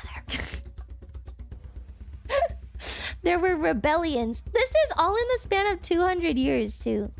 There's a whole Aztec royal house genealogy. They were awful. Hi, Louie. Hi. They were awful. They suck. Think about it. You're a floating island with limited space. You can only do a pissing competition with other nobility till you piss off a third party and drag them in. True. Yeah, it just seems like they were fucking awful. Apparently in 1473, Tlatelolco, which is the place that was settled because of land disputes inside of Tenochtitlan, the ruler is married to Tlatoani No. 6's sister and apparently abused her, providing a pretext for direct control from Tenochtitlan. And then Tlatelolco is never again independent, but is instead ruled by military governor because someone beat his wife. And that is very not okay. Human sacrifice, fine. Cannibalism, good. Beat wife, no. We rule your city now forever because you suck. That's funny. Mexico attack. Wow, they just attack everyone and lose a lot. The Mexica continue their problematic behaviors. Becoming the scourge of Mesoamerica. Great. Wonderful! Wife abuse is too far! Okay, based on several sources. Which ones, motherfucker? If I say that paper on my professor will skin me alive and broadcast it to live leaks. I think this is just someone's own project. I think this is just someone's own project, and they probably... I mean, you can literally see his name in the... in the first thing. I think this... Someone just put this together for stuff. I mean, I'm sure it's researched. I think it's Professor Emeritus of Anthropology, UCSD, David K. Jordan. You can see his initials are DK Jordan at the top there. Professor Emeritus of Anthropology. You can look it up. He is retired. He speaks... Huh. He talks about languages. Wait, he seems like such a fun guy. I want to learn from this guy. He also does a lot of stuff on China. Apparently. He has his own endowment fund. I think this guy's legit, guys. I think this guy's legit. Apparently, his site used to be blocked in North Korea, Iran, Russia, Yemen, Sudan, Libya. Oh, it says this site is proud to be blocked in North Korea, Iran, Russia, Yemen, Sudan, Libya, Turkey, China, and Mar-a-Lago. Applications for blockage are pending in Florida and Texas. Does that mean he blocks them reading it? Interesting. This guy seems kind of funny. This site... Robots are standing by to help you view any web page on this site. But wait, view a page in the next 5 minutes and we'll show you another page that is absolutely free. This offer not available in stores. This guy seems kind of kooky. They block his site for their own citizens. This guy seems kind of kooky. I like him. Seems kind of fun. Sounds like they block it. Yeah. Cool guy. He teaches the end of an era sinking into desuetude. I don't know how to say that word. Recent post-COVID freshman seminars. The Aztecs Anthology 87. Esperanto and the Anthropology of Language. Anthropology of Religion. Taiwan. Chinese Tales and Valleys. What a fun guy. Destitution? No, it's spelled D-E-S-U-E-tude. I've never seen this word before. Am I stupid? Destitute. Destitute. Have you ever heard that word before? Destitute. It's not a common word. Interesting. That explains it. That would do it. Yeah. Alright, anyway, this page is by a anthropology professor. Anyway, I think we're gonna call that the end of the Aztecs. And now, one more section for King Arthur, and I think I'm done with all of the myths from all time. Excluding some. Desuetude. What does it mean? It means something that has been discontinued. Desuetude means a noun that refers to the state. 5 PLS Kaneko 5 PLS Hi Norbert, thank you for 2 months. Like desuet in French, it means outdated, out of fashion. Yeah, it means the state of no longer being used, practiced, or active. Describes custom, tradition, or object that has fallen out of custom and into neglect. I've never heard that word. Yeah, it would be like destitute, but disuse, obsolescence. It's just a really old way of talking. Disuse or obsolete is a better word for this, or a more recent word. Anyway, yeah, I'm good with this for the Aztecs. They sucked, and yeah. So next weekend again, I'm not streaming because it's FazeCon, but after that, we'll pick up on King Arthur. Sound good? Remember, chat, you sacrifice anyone you want, flay them alive, but wife beating, that's what causes the Spanish to appear. I don't know, but still. I mean, it was for his class. That's a class he taught, so it makes sense that he wanted a really big word on it. Yay! Your link is working for me? Good? Okay, maybe it's not blocked anymore. Oh, no, that's specifically another page. His page is blocked or something. I don't fucking know. Whatever. I didn't link the other page. I linked this page, which is specifically Aztecs. I don't actually. I'm browsing a site. Okay, maybe it's not blocked anymore. Great. Maybe he lied. But he still seems fun. All right, I'm gonna end a little early, as I said. I have some things to do. But I'm gonna raid Tenma, because she's playing Ratatan. Yay, Tenma!